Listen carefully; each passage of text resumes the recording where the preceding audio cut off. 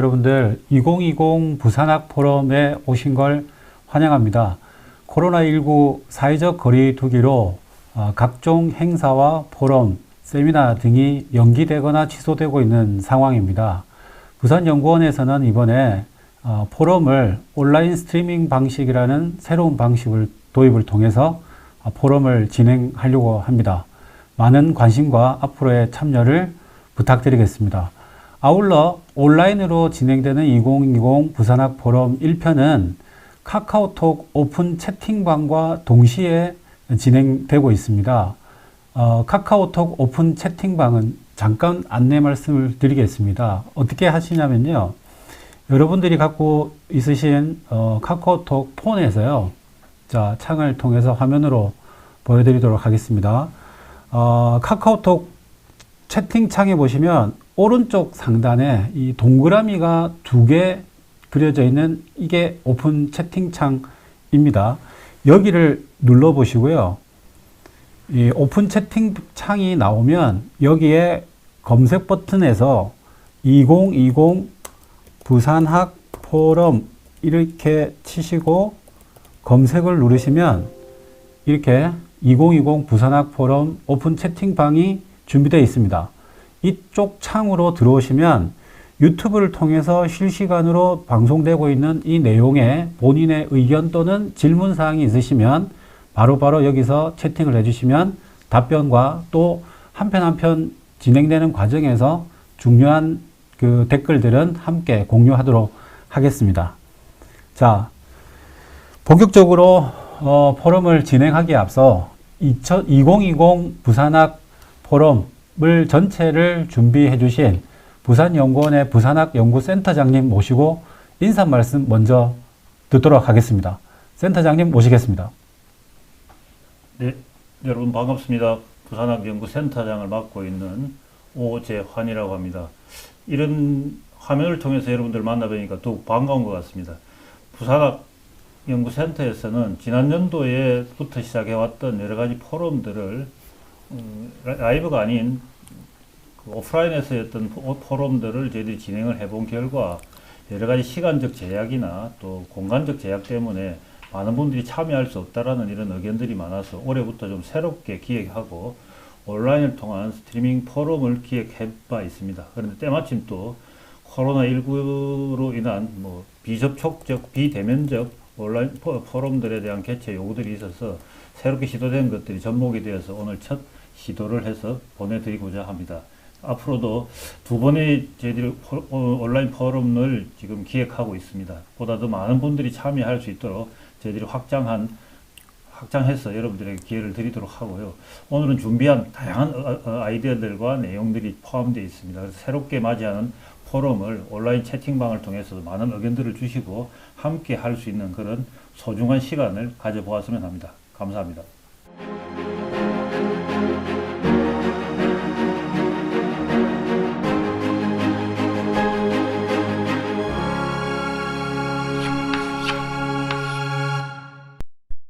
잘 보셨습니까? 지금 유튜브 방송 부산 위키로 검색하시면 보실 수 있고요. 카카오톡에 오픈 채팅방 2020 부산학 포럼 이렇게 검색해서 들어오시면 오픈 채팅도 함께 하실 수 있습니다. 이제 본격적으로 1편 시대를 이겨낸 부산 음식이라고 하는 2020 부산학 포럼 1편에 대해서 본격적으로 진행해 볼까 하는데요. 참여해주신 패널부터 먼저 소개를 드릴까 합니다. 진행은 제가 가능성연구소 대표를 맡고 있는 제가 진행을 했고요. 참여하신 분들로는 막 칼럼니스트 박상현 님과 부산학 대표 이성훈 대표님, 그리고 유튜브에서 3억 사전이라는 이름으로 열심히 활동하고 있는 부산의 대표적 유튜브 중에 한 명이죠. 지우준 님이 참여하셨고, 그 다음에 자갈치 아침에 20년 넘게 부산의 아침 라디오를 담당하고 계시는 박성은 방송인께서 함께 하셨습니다. 우선 첫 번째로 2020 부산학 포럼 첫 번째 순서는 제가 기조 발제를 했는데요. 시대와 음식의 만남이라는 그 주제로 제가 이야기를 한번 풀어봤습니다. 첫 번째 순서를 함께 하시겠습니다. 저는 이 시대를 이겨낸 부산 음식이라고 하니까 제가 어렸을 때가 좀 떠오르더라고요. 저도 참 뭐 쉽지 않은 환경에서 컸다, 뭐 그렇게 말씀드릴 수 있는데, 제 기억에는 어려웠을 때 나를 좀 위로한 음식이 뭔가, 특히 또 최근에 또 이런 코로나19 사태를 겪다 보니까 기억에 남는 음식들이 제일 먼저 떠오르는 게, 저는 이 갱죽이라고 하는, 김치죽이라고, 뭐 김치국이라고도 부르기도 하고 여러 명칭들이 있었는데, 이게 떠오르더라고. 이걸 다시 먹고 싶다. 이게 해먹기도 그렇지만 또 나가서 사 먹기도 좀 가게도 별로 없는, 그렇지만 항상 날씨가 추워지거나 또는 뭐 감기처럼 으슬으슬 아프거나 뭔가 좀 힘겹다 느낌 들 때마다 이상하게 이 음식이 좀 떠오르더라고요. 그냥 어릴 때 기억이 뭐냐면, 제 기억에는 한 금요일이나 토요일, 뭐 일요일 이렇게 마지막에 정말 한 주를 정리하는 차원에서 집에서 먹다 남은 거 그냥 한 바구니에 다 넣어가지고 그냥 멸치 넣고 그냥 언제 제대로 끓는지 잊어먹을 정도로 푹 고아내듯이 끓여내고, 그냥 부풀어진 그 양을, 저희가 형제가 5명이나 있었거든요. 그래서 그 형제들이 각자 그냥 그릇에 먹을 만큼 떠서 먹었던, 정말 한솥 끓였던 김치죽, 이 생각이 부랴부랴 나더라고요. 그러니까 뭔가 힘들었을 때 우리의 삶을 조금 뭐 위로까지는 아니지만 한 끼를 좀 든든하게 해줬던 음식으로 저는 김치죽이 제일 먼저 생각이 나더라고요. 사실 우리의 이 수없이 많은 기억들 중에 저는 이게 남마담 고갈비집. 네. 얼마 전에 주인 바뀌었던데. 아, 그렇습니까? 네. 그러니까 이게 뭐 조금 말씀드리긴 못합니다만, 이게 고교 시절에 즐겨 찾던 집 중에 하나이고, 근데 오죽했으면 고등어를, 우리 부산에서는 아주 풍족했지 않습니까? 네. 이 오죽했으면 이 고등어를 가지고 갈비라는 이름을 붙였겠습니까? 그 갈비는 먹고 싶은데 주변에서 흔히 먹을 수 있는 건 뭐 고등어밖에 없고, 그래서 이게 이름을 고갈비라 붙였지 않을까, 이런 얘기들이 많고요. 저는 또 고등어랑 관련돼서는 고등어 추어탕. 사실은 그 주어가 아니고 고등어 넣어가지고, 네네. 요즘은 또 이게 그 좋아하는 사람. 조금 희귀해진 것, 예, 굉장히 좀 괜찮은 아이템으로 다시 부각되는데, 이 고등어 하나에, 이 상차림을 보면 고등어 하나에, 깍두기 하나에, 그 또 물김치. 물김치, 예, 이거 하나 넣고, 그죠? 그 원래 저기 고등어는 한 마리만 시키고 우리 계속 저 깍두기를 입힐해가지고 깍두기로. 근데 요즘 이 집이 조금 이제 문제가 있는 게, 고등어 한 마리 구워가지고 15,000원씩 2만 원을 받거든요. 비싸더라고요. 예. 그래 사람들이 비싸다고 얘기하면 이분 하시는 말씀이, 고등어는 값 따져가면서 먹는 거 아니다, 추억으로 먹는 것이. 추억값이네. 사실은 더 어려웠을 때 익숙하게 자주 먹었던 음식들을 좀 가까이 하고 싶은 그런 마음들이 다시 되살아나는 것 같습니다. 그러니까 예전에는 어떻게 보면 먹는 것 자체가 생존에 맞물려 있는 것이었다면, 요즘은 좀 기호, 취향, 어떤 것들을 어떤 방식으로 먹느냐, 한 끼를 때울 수 있느냐를 고민해서 조금씩 바뀌어가고 있는 것 같고요. 제가 보기엔 이게 사실은 담치국인데, 제 기억에는 그 보수동 골목 밑에 그 포장마차에서 오늘 담치 얼마입니까? 라고 했을 때 2,000원이라고 했을 때 그 담치 2,000원은 한 자루 가격을 말한 거였거든요. 정말 쉽게 구워서 그냥 집게다시로 충분히 내던데, 요즘은 홍합탕이란 이름으로 아주 가격이 뛰어가지고 대단한, 예. 그 이런 해산물 잘 익숙하지 않은 사람들은 담치하고 홍합이 다른 줄 아는 사람들이 그래서 가격이 올라가는 거죠. 예, 이름 바꾸고 그냥 똑같은데 가격이 뛰는 것 같은 느낌도 있습니다. 그죠? 그래서 실제로 보면 예전에는 그 밑반찬 또는 겹반찬이었는데, 요즘은 정식 메뉴가 되는 것들도 굉장히 많아지는 것 같습니다. 그렇습니다. 예. 이 다음 장면은 기억나시죠? 예, 영화 택시 운전사의 이 송강호 씨가 그 광주 민주화 운동 시절에 주먹밥을 먹는. 근데 이 장면이 참 정말 눈물이 나더라고요. 그러니까 본인도 사실은 뭐 실제 실존하시는 그분과 내용은 조금 다르긴 합니다만, 이 현장을 보면서 이 광주 시민들을 접하면서 이 연대하는 사람들, 자기의 가치를 지켜내는 사람들의 그 저항성과 이 주먹밥 하나로 모든 시민들이 각자의 위치에서 이렇게 엮여가지고 자기의 삶을 지켜나가는, 정신을 지켜나가는 그 속에 응집돼 있는 하나의 그게 이 주먹밥이라. 사실은 우리 그 박상현 작가님이 얼마 전에 이 주먹밥으로 칼럼을 쓰셨잖아요. 네. 네. 그 내용 조금 뭐 주먹밥과 관련된. 그러니까 이제 광주 올해가 광주 그 민주화 운동이 40주년입니다. 그래서 40주년 행사를 하는데 그 40주년을 앞두고 이게 상징물을 주먹밥으로 선정을 했었는데 그게 이제 그 광주 항쟁 당시에 그 시민군들을 먹인 게 바로 저 주먹밥이고, 광주의 양동시장, 대인시장 이런 데 상인들이 이제 길거리에 솥을 내걸어 가지고 밥을 해가지고 주먹밥을 지어서 이제 시민군들을 먹이고, 그래서 이제 그러면서 이제 광주를 지켜나가고 이랬던 스토리가 있는데, 그래서 광주는 이제 작년에 광주의 상징하는 음식으로 주먹밥을 선정해가지고 실제로 그런 광주에서는 이제 주먹밥을 가지고 다양한 형태로 이제 광주의 어떤 향토 음식으로 만들어가는 작업이 진행 중인데, 근데 이게 주먹밥이라는 게 사실은 태생적으로 이렇게 뭔가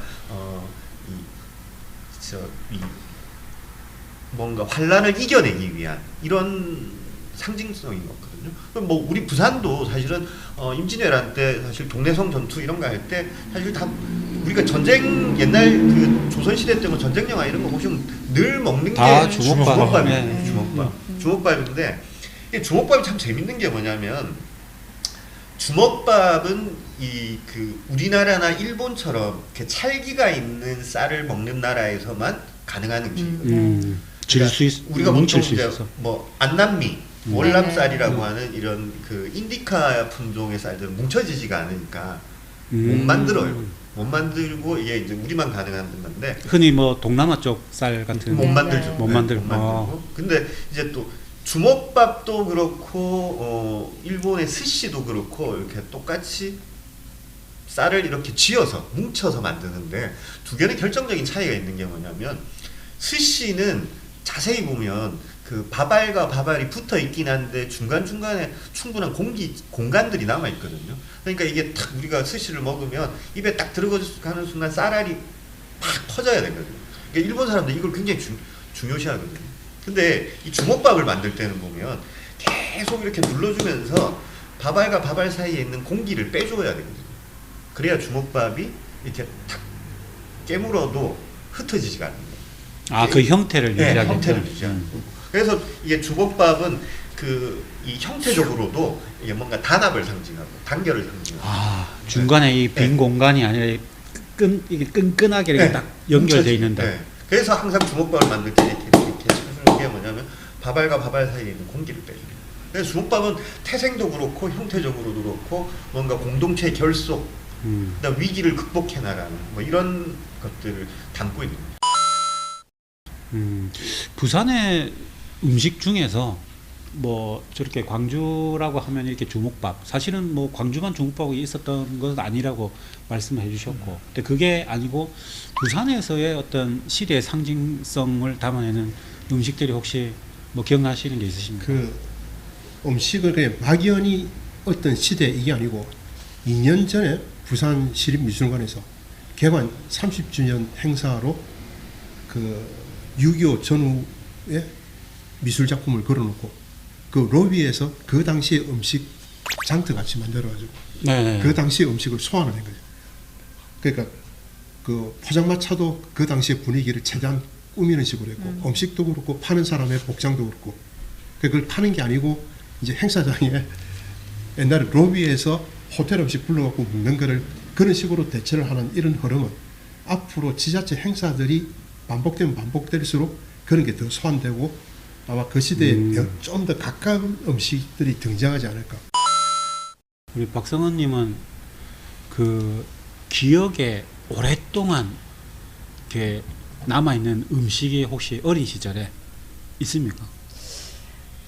이게 음식이 이 예. 장소에서 누구와 먹었던 그게 한 번씩 떠오른다 이런 게 혹시 있을까요? 예, 저는 이게 음식은 음식인데 뭐냐면 어릴 때부터 제가 회를 좋아해가지고 그러니까 온 식구가 어딘가에 다른 식구들이랑 같이 갔는데 아침, 점심, 저녁 제가 그때 저는 정확하게 기억을 안 나는데 엄마 얘기로는 일식 세끼를 회로. 그러니까 엄마 얘기로는 제가 4살 땐가 그랬다는데 아침, 점심, 저녁으로 계속 회가 나왔는데 민박 같은 데에서 계속 회가 나왔는데 모든 사람이 2번 먹고 안 먹었는데 저만 계속 아침, 점심, 저녁을 3박 4일 동안 먹었다 아, 그리고 하더라고요. 어렸을 때부터 그 회를 잘 먹었다. 예, 그러니까 예. 아 이상합니까 처음에 어렸을 때? 모르겠어요. 정확하게 기억은 안 나는데 저도 회를 계속 먹었던 기억은 나기는 나는데 그때 엄마 4살이었다 그러더라고요. 지금도 좋아하시고. 예, 저 회 제일 좋아하는 게 회거든요. 아 그럼 그 오래된 경력 속에서 개인적으로 제일 좋아하는 회는 어떤?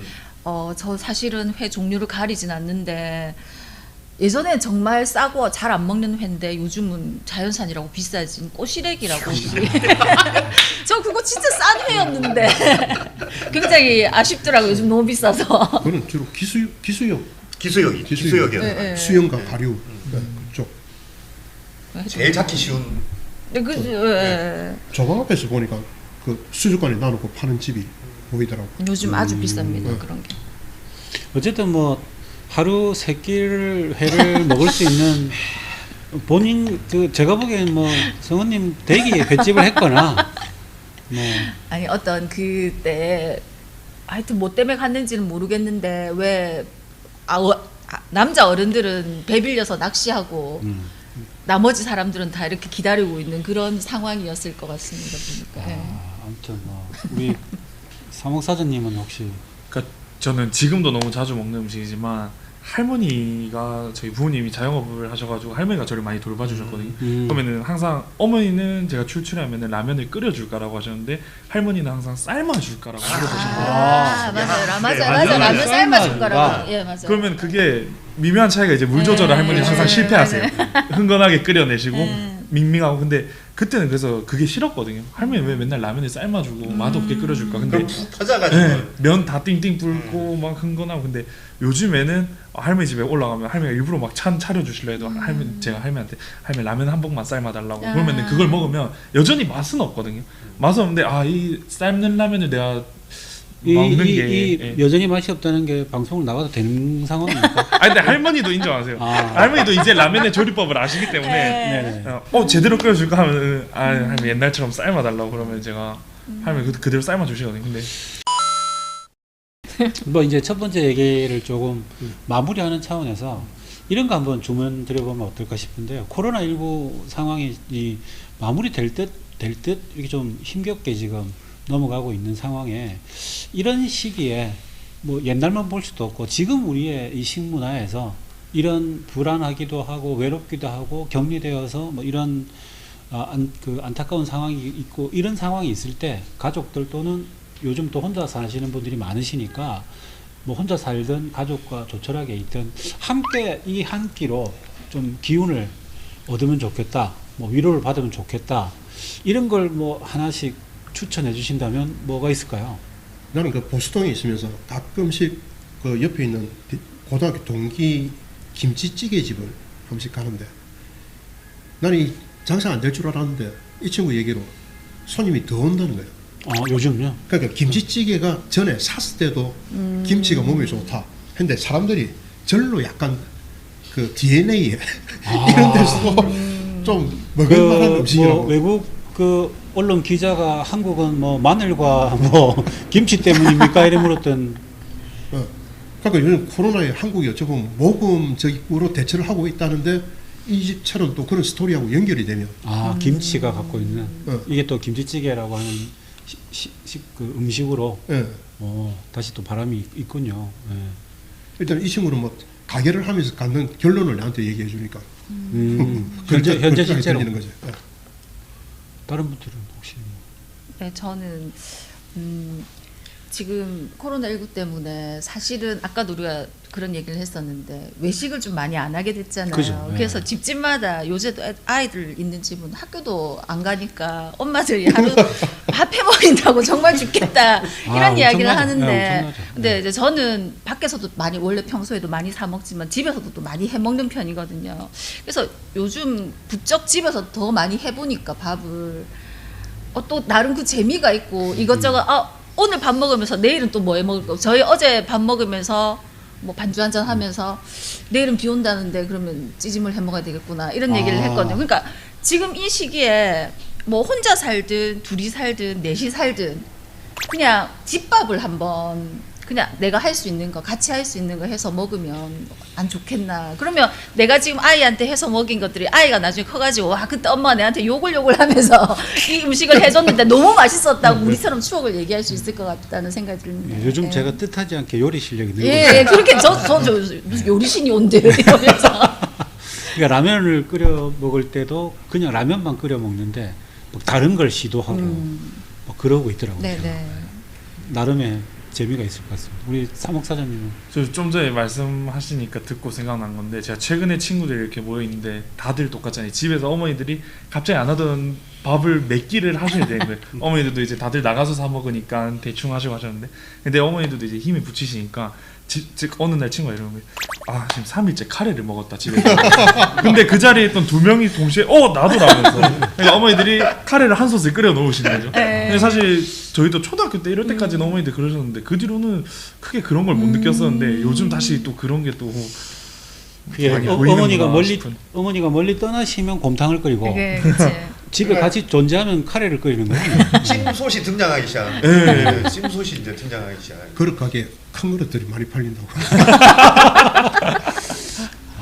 우리 저 박 작가님은 나 그 얘기 하려고 그랬는데 카레 얘기를 하려고 그랬는데 이게 사실 요즘 이런 코로나가 이 19 이후에 딱 쳐보시면요 실제로 면역력이라고 치면 전부 음식과 관련된 기사들이 확 뜨거든요.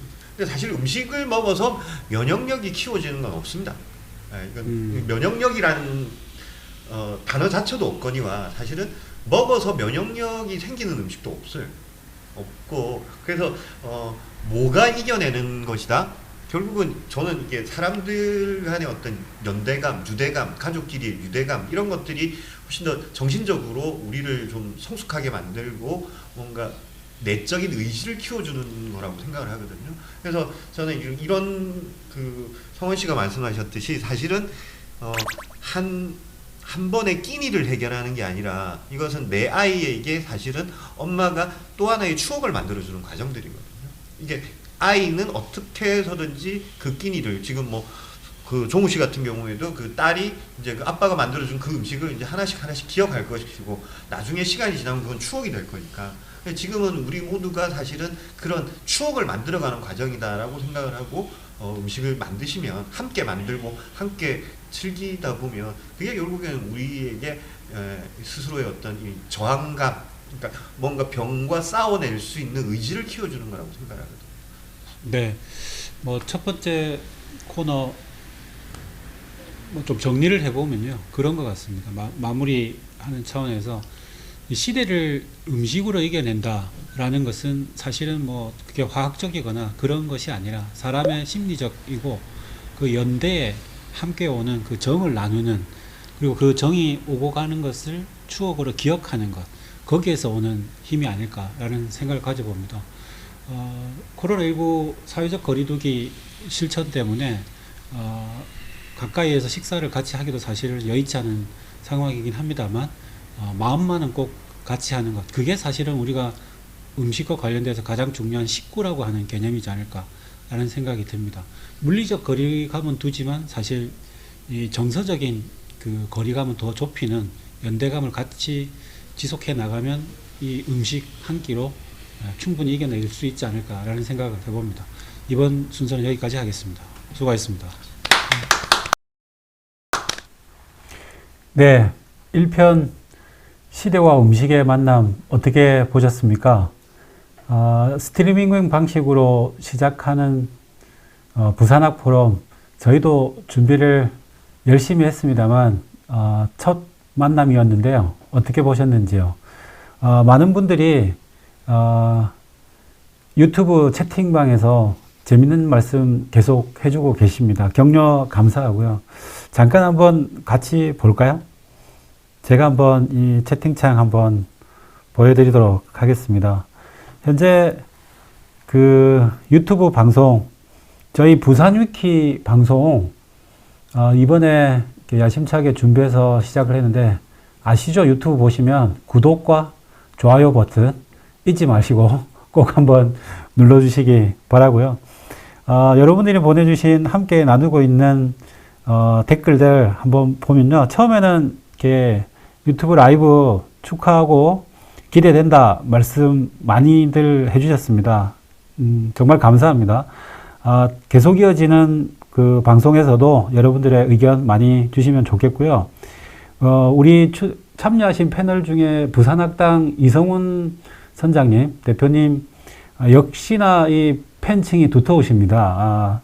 이성훈 선장님 대우독서회 분들이 지지와 격려, 응원을 팍팍 보내주셨고요.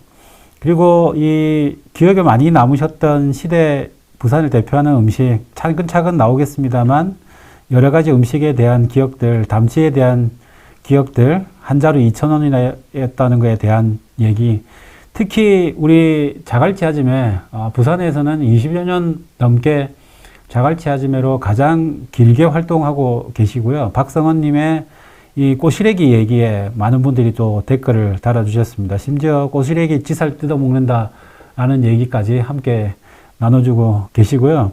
서울에 계신 분이 또 유튜브로 같이 함께 자리를 하고 계십니다. 부산에 있었었던 회 드실 때 기억들, 이런 것들도 함께 재밌는 이야기 감사합니다.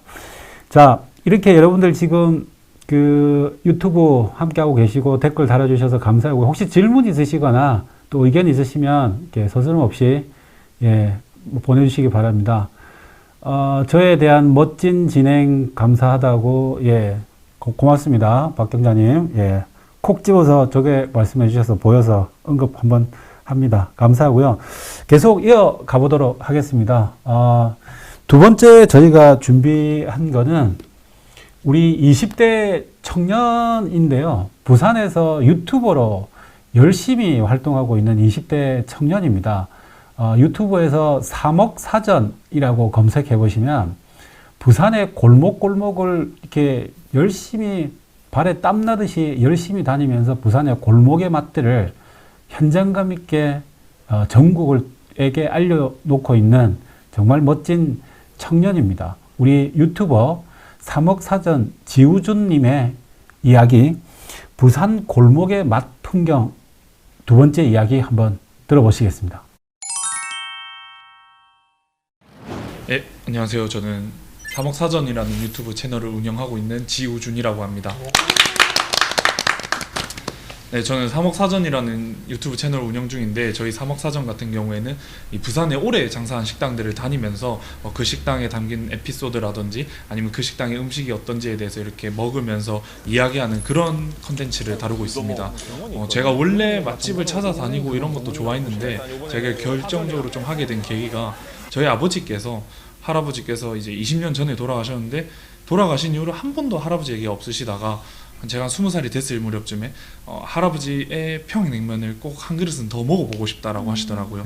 저희 할아버지께서 이제 살아생전에 건강하실 때는 이제 소고기집에서 이제 평양냉면 기술자로 근무하셨었는데, 그게 이제 아버지는 그 한 그릇이 안 남아 있다는 게 아직까지 되게 애통해 하시더라고요. 네. 할아버지를 딱 그걸로 그리워하시더라고요, 아버지는. 그래서 그 생각에 우리 아버지는 할아버지를 그리워할 이 수단이 사라졌지만, 또 다른 누군가에게 어떤 오래된 식당은 뭐 어떠한 형태로든 이 좋은 기억이 담겨 있겠다라는 생각에 우리가 이걸 동영상으로 만들어서 인터넷이란 공간에 올려둬서 이걸 박제를 시킨다면은 또 누군가는 나중에 몇십 년 뒤에 그 식당에 그냥 테이블만 봐도 그때를 추억할 수 있지 않을까, 그런 생각이 들어서 제가 이런 컨텐츠를 한번 시작하게 됐는데, 막상 이제 다녀보면서 느끼는, 제가 이제 느껴본 부산의 맛의 핵심 키워드는 한국 전쟁인 것 같아요. 사실 저는 전쟁의 전자도 구경도 못 해봤고, 저희 부모님 세대도 마찬가지고, 근데 식당들을 다녀보면은 오래된 식당들 내지는 또 오래된 골목들은 항상 전쟁에 대해서 이렇게 연관성이 띄고 있더라고요. 음식의 품목에 있어서도 그렇고 아니면 생겨난 배경에 있어서도 그렇고, 저는 그래서 제가 이렇게 한 200여 군데의 식당을 다녀보면서 그 느꼈던 점들을 골목에 조금 대입을 해서 오늘 한번 이야기를 해보려고 합니다. 네. 처음 제가 이제 생각난 골목은 국제시장에 있는 12거리인데요. 국제시장 같은 경우에 이제 60년대, 70년대 아까도 이야기가 나왔지만 온갖 피난민들 그리고 미군 구호물자들, 밀수품들이 이렇게 섞이면서 되게 호황을 겪고 이제 그러다 보니까 이제 시장에서 일하시는 분들도 많아지시고 그분들이 진짜 새벽부터 나와가지고 저녁까지 식사도 못하고 일을 하셨다고 하시더라고요. 그럼 이제 그분들은 일을 마치고 이제 힘들기도 하고 배도 고프고 그러면 이제 술집을 찾아가서 막 안주도 많이 먹고 허기도 달래면서 또 하루의 애환을 이렇게 털어 넘기는 공간이 여기 실비거리였다고 하는데 이곳이 아직도 이렇게 남아서 세네 집이 운영해오고 있거든요. 그럼 이곳 같은 경우에는 한 상에 이제 35,000원을 기준으로 술 3병이 나오고 그날 주방 사정에 맞춰서 안주가 한 20가지 정도가 나오는데 제가 여길 처음 가게 된 거는 저희 친구 어머니께서 여기서 실비집을 하시거든요. 제가 이 동네 출신이어가지고 그 친구 어머니도 어딘데? 수정집이 저희 친구 어머니 집이시고 네. 그래서 수정집인데. 그래서 제가 수정집을 갔거든요. 근데 제가 다 가봤거든요. 다 가봤는데 수정집만 매일매일 수제비를 주시더라고요. 마지막에 국물을. 다 줘, 다. 아 요새는 근데 할머니께서 못 민다고 팔 아파서 못 민다고 안 주시더라고요. 그래가지고 처음 가봤는데 이게 처음에 저희가 갔을 때는 완전 저희가 이방인 취급을 받았거든요. 그 안에 계신 손님들은 진짜 이게 백발의 어르신들 네. 이 나이 때 친구들이 올 때가 아니다. 그렇죠. 네, 딱 저런 집에 딱 문 열고 들어가면 너는 요가 어딘지 알고 왔노? 그렇죠. 약간 당황스럽고 서로 불편해지는. 근데 그렇게 앉아 있으면 틈바구니 앉아 있으면 어르신들 입장에서는 되게 귀여워하세요. 저희를 그냥 막 궁금해하시고. 겨울 덩치는 아닌데. 하여튼 그렇게 막 이야기를 나누다 보면은 되게 좋은 말씀도 많이 듣고 요새는 또 SNS에 많이 소개되면서 저희 또래 손님들도 많아졌더라고요. 예. 그럼 이제 진짜 가게를 들어가면 신세대, 구세대가 이렇게 같이 한 공간에 있으면서 이야기도 나누고 그럼 제가 생각했을 때 이 골목은 이렇게 세대 교체가 되고 있는 것 같아서 앞으로도 잘 이어지지 않을까라는 생각이 좀 들었습니다. 근데 진짜 요즘 이게 옛날 어른들이 찾던 식당들을 이렇게 젊은 친구들이 막 이렇게 찾는 게 유행처럼 이렇게 유행이죠. 그죠? 요 골목에 실비집들이 2집까지 남을 정도로 빠졌다가 네. 각광을 받으면서 다시 들어오고 있거든. 어. 그 중소기업청에서 저걸 다 만들어줬는데 네. 저것도 만들어 놓고 난 후에 말들이 정식으로 허가받고 하는 집들이 몇 집이 안 되는데 세금을 많이 이제 투자를 했다 이런 얘기를 듣고 그리고 이 입간판 세우고 간 게 다 소방법 위반이라고 지금 아. 다 치웠다 하더라고요. 저는 솔직히 처음 알았어요. 이게 사실은 되게 재밌는 게 되면 통영에는 다치집이라고 네네. 있고 마산은 통술집, 뭐 부산은 실비집, 그다음에 뭐 전주에는 또 그 막걸리 골목 가면 한상집이라고 이렇게 하는데 되게 저 말이 재밌는 게 왜 실비라고? 그러니까 되게 궁금했어요. 네. 우리 뭐 그러니까 실비 처리해 뭐 이 네. 실비 건가요? 이게 실비라는 거는 이게 우리의 술 문화인데, 그러니까 조선 시대 때 이런 사극 같은 거 보시면요, 주막에 가면 사람들이 어떻게 시킵니까? 한상. 막걸리를 막걸리 하나 하나 그러니까 이게 술만 시키는 거예요. 네. 우리 문화는 안주를 따로 시키는 게 아니라 술을 시키면 술을 따라서 안주가 뭔가가 나오는 거거든. 그러니까 실비라는 것은, 여기서 실비는 뭘 하냐면 술병 숫자만큼만 계산을 하는 거예요. 그래서 그 실비집들이 술병만 계산하는 그렇죠. 통영의 다찌집, 마산의 통술집, 부산의 실비집들은 기본적으로 뭐냐면 술을 파는 집이고 술값만 계산하는 거예요. 그러니까 아무래도 술을 많이 먹으면 서비스로 나오는 안주의 가짓수가 늘어나는 거예요. 이게 이제 그러니까 이게 한 상이 중요한 게 아니라 술만 계산하면 술을 많이 먹으면 되는데 그렇지. 이게 한 상 가격으로 바뀌어 놓으니까 그렇죠. 이게 술을 많이 먹는 게 중요한 게 아니고 상을 늘려야 되는 그 말씀이신 거죠. 네, 그리고 다음에는 제가 생각난 게 이제 초량에 육거리에 있는 돼지갈비 골목이 생각나더라고요.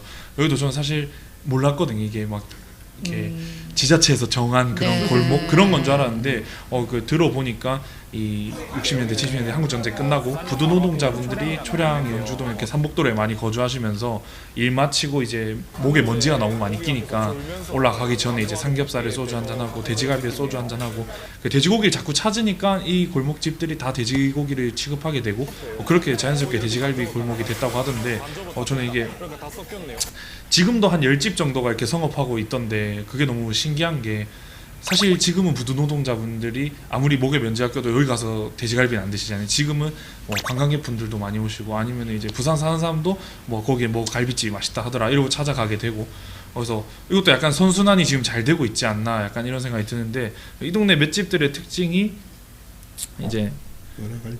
예. 그 양념 흥건한 돼지갈비를 이제 호일 끓여서 이렇게 졸여 먹는 식으로. 졸여 먹는 예. 그래서 사실 이걸 구이라고 할 수는 없는 네. 약간의 찜스럽고 탕스럽고 전골스러운 약간 이런 식의 특이한 조리법. 요게 좀 되게 신기하더라고요. 돼지 조리구이. 돼지 조림. 돼지 조림. 경기도에는 이걸 물갈비라고 해서 물갈비. 먹는 아, 물갈비. 것도 있더라고요. 예, 물짜장. 물갈비, 뭐 돌갈비 뭐 이렇게 해서 먹던데, 예, 요게 부산에서는 사실 요 집이 요쪽 동네에서 되게 특화된 스타일이니까 요게 좀 특별했고. 처음에 이 거리 이름 육거리라고 들었을 때 고기 육 그건 줄 알았어요. 저는 어렸을 때 육거리 처음 갔을 때 그게 제일 먼저 떠오르더라고요. 어렸을 때 TV 보면은 베트남 같은 데서 신호등 없어도 왜 오토바이들 윙윙윙 막 이렇게 가잖아요. 근데 육거리 가는데 딱 그러고 있는 거예요. 버스며 뭐 오토바이며 뭐며 이렇게 신호도 없는데 파파파 가는 게, 하여튼 여기도 좀 되게 저희가 다녀보면서 느낀 되게 특별한 골목 중에 하나다라고 생각이 들더라고요. 네. 근데 이 동네들이 조리 방법이 이거 하나로 특화되어 있는 게 아니고, 그쵸, 다른 물에 스타일도 바로 있고, 직화로 예. 올라오는 데도 있고, 이 은하갈비 같은 경우가 가쪽에 나와 있는 데다 원래 이 집이 이름을 은하 이불집이라고 한 이불집 거기서 따가지고 와서 아. 그 건물에 이불집을 그랬어요. 하다가 이걸 차리니까 그럴 거고. 그러시구나. 그리고 쿠킹 오일 없었으면 저거 안 되지. 그렇죠. 근데 실제로 저희가 유튜브에 영상을 올리면은 사람들이 이제 외집분들 반응은 쿠킹 오일에 조리하는 게 말이 되느냐 이 21세기에. 근데 이거에 대해 되게 갑론을박이 많았거든요. 그럼 저희가 유튜브에 소개하는 식당들 중에 사실 쿠킹 오일 안 쓰는 집들 찾기가 더 힘들어요. 옛날 집들은. 아니 근데 쿠킹 오일 말이 되느냐 이건 무슨 뭐 환경 가열을 하면 이제 환경으로. 중금속이 환경 그저 나온다. 좀 먹지 말라 그래. 그리고 어떤 음식 재료가 들어가면 식초 같은 이런 게 들어가면 안에서 성분이 나와가지고 음식에 영향을 미치는 거예요. 그렇게 꼼꼼하게 일종의 양은 냄비에 막 끓여 먹는. 근데 양은 냄비가 살살 뺏기지. 그럼 그걸 이거 어디로 가지 하는 이제. 아 지금까지 살아왔는데. 지금까지 살아왔는데. 뭐. 그렇죠. 사람들이 근데 요거에 대해서 또 이제 관심이 많더라고요. 근데 이걸 고수하지 않으면은 이 집의 개성이 사라질 것 같은데 저걸 만약에 뭔가 다른 용기를 만든다 그러면 저 집만의 맛이 없어. 감성이 없어지고 또 그렇죠. 예. 그러니까 뭔가 그 전형이라고 할 만한 뭔가가 있는 것 같아요. 먹을 때는. 이 집은 불판하고 그 끓을 때 튀지 말라고 나오는 쟁반하고 이런 맞아요. 것들이 아, 맞아. 전부 쟁반. 전부 주문을 해가지고 그 집만 나름의 쓰는 나름의. 발명 특허를 받아도 될 정도로 딱 아이디어가 돼 있는 거예요. 요즘 냉삼도 젊은이들 사이에서 유행인데 냉삼집 가도 다 호일 그쵸. 깔고 옛날 그릇 나오고 하더라고요 보니까. 멜라닌 색소 그릇. 그 되게 중요한 말씀을 하신 게 요새 음식에서 부는 게 레트로 열풍, 복고인데 이게 왜 그렇게 이게 외식업에서 이게 먹히느냐면 지금 주 세대들 우준 씨 같은 20대, 30대 초반 여기까지가 뭐냐면 이들이 생각하는 7, 80년대에는 고난의 시절이 아니었던 거예요. 낭만의 시절이었던 거지. 그러다 보니까 어르신들은 그 시절로 돌아가는 게 촌스럽고 과거고 이런 건데 이 세대는 그게 낭만으로 보입니다. 그러다 보니까 이 레트로가 젊은 세대들에게 먹히는 거예요. 그리고 저 갈비라는 말 쓰는 게 이제 요즘 많이 조심스러워진 거예요. 부위 때문에 그죠. 아. 예. 거기 보면 이제 갈비가 들어갔는데 목살이 더 많아. 아. 예, 그런. 목살 써주면 고맙죠. 요즘 그런데 보면 또 뭐 앞다리살 이런 거 많이 쓰고. 그쵸. 제가 직접 들었었는데 돼지 상반신을 하루에 한 마리씩 손질하시더라고요. 상반신 그냥 다 잘라서 조각 내서 이렇게 들어간다고. 실제로 이 원산지 표기판에도 적어 놓으시더라고요. 목살 플러스 네. 앞다리살 플러스. 돼지의 상반신은 이 위쪽을 말하는 겁니까? 이렇게 이 팔다리 위쪽을 말하는 겁니까?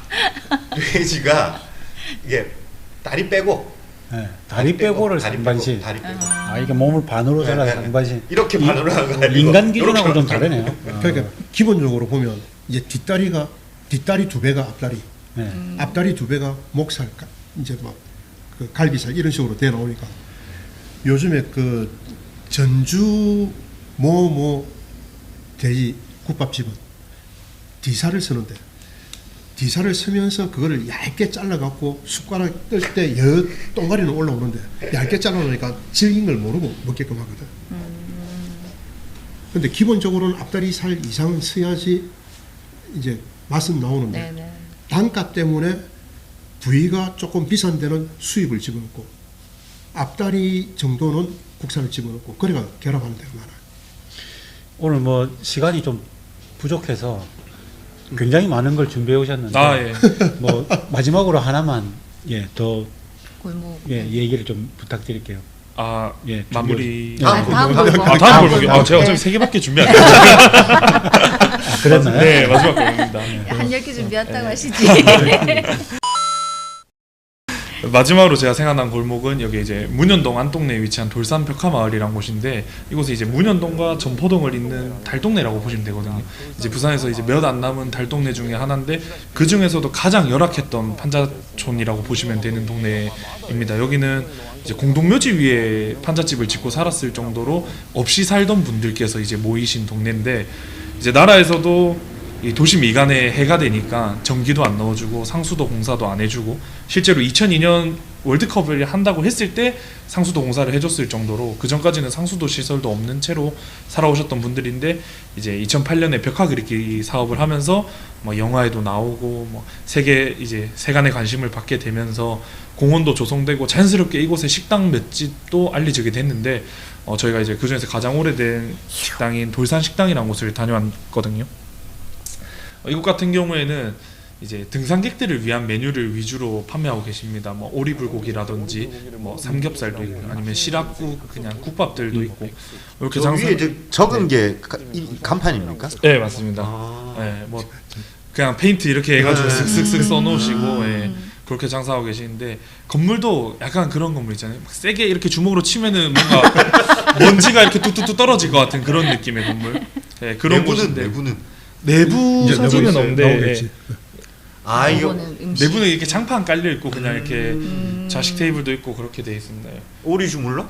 네, 오리불고기 이렇게 먹었는데 오리불고기. 근데 여기 또 사모님께서 음식에 대한 프라이드가 또 있으셔가지고 매일 당일 새벽에 이제 부전시장에서 생오리고기 손질한 거 쓸 만큼만 받아서 사용하시고 그 다음에 야채 같은 경우에 어머니께서 직접 부전시장 가서 다 장봐서 쓰시고 양념 맛도 좋고 해가지고 일단 가성비가 되게 괜찮거든요. 작년까지 이게 2만 원이었고 오래돼서 22,000원. 오리가? 네. 이야. 한 마리 이렇게 통으로 들어가는데도 가성비 굉장히 좋게 이렇게 운영을 하시는데 이제 이것도 올해 말에 이제 도시개발 프로젝트로 재개발이 들어간다 하시더라고요. 그럼 이제 어머니께서는 이제 옮겨서라도 장사를 할 생각이 있긴 하시던데 사실상 이게 이 위치에 이 또 세월의 흔적이 딱 고스란히 담겨 있을 때 의미가 있는 건데 옮겼을 때도 물론 맛이야 좋고 뭐 하겠지만 이 의미가 사라진다는 게 공간이 사라지면서 그게 되게 좀 안타까운 마음이 들더라고요. 앞에 두 골목 같은 경우에 유지가 잘 되어오고 있지만 이 골목은 이제 좀 사라질 좀 위기에 처한 그런 분위기였습니다. 도시가 자꾸 뭐 도시 재생이라는 이름 또는 개발이라는 이름 때문에 이 골목들이 없어지는 게 정말 전국적인 상황이잖아요.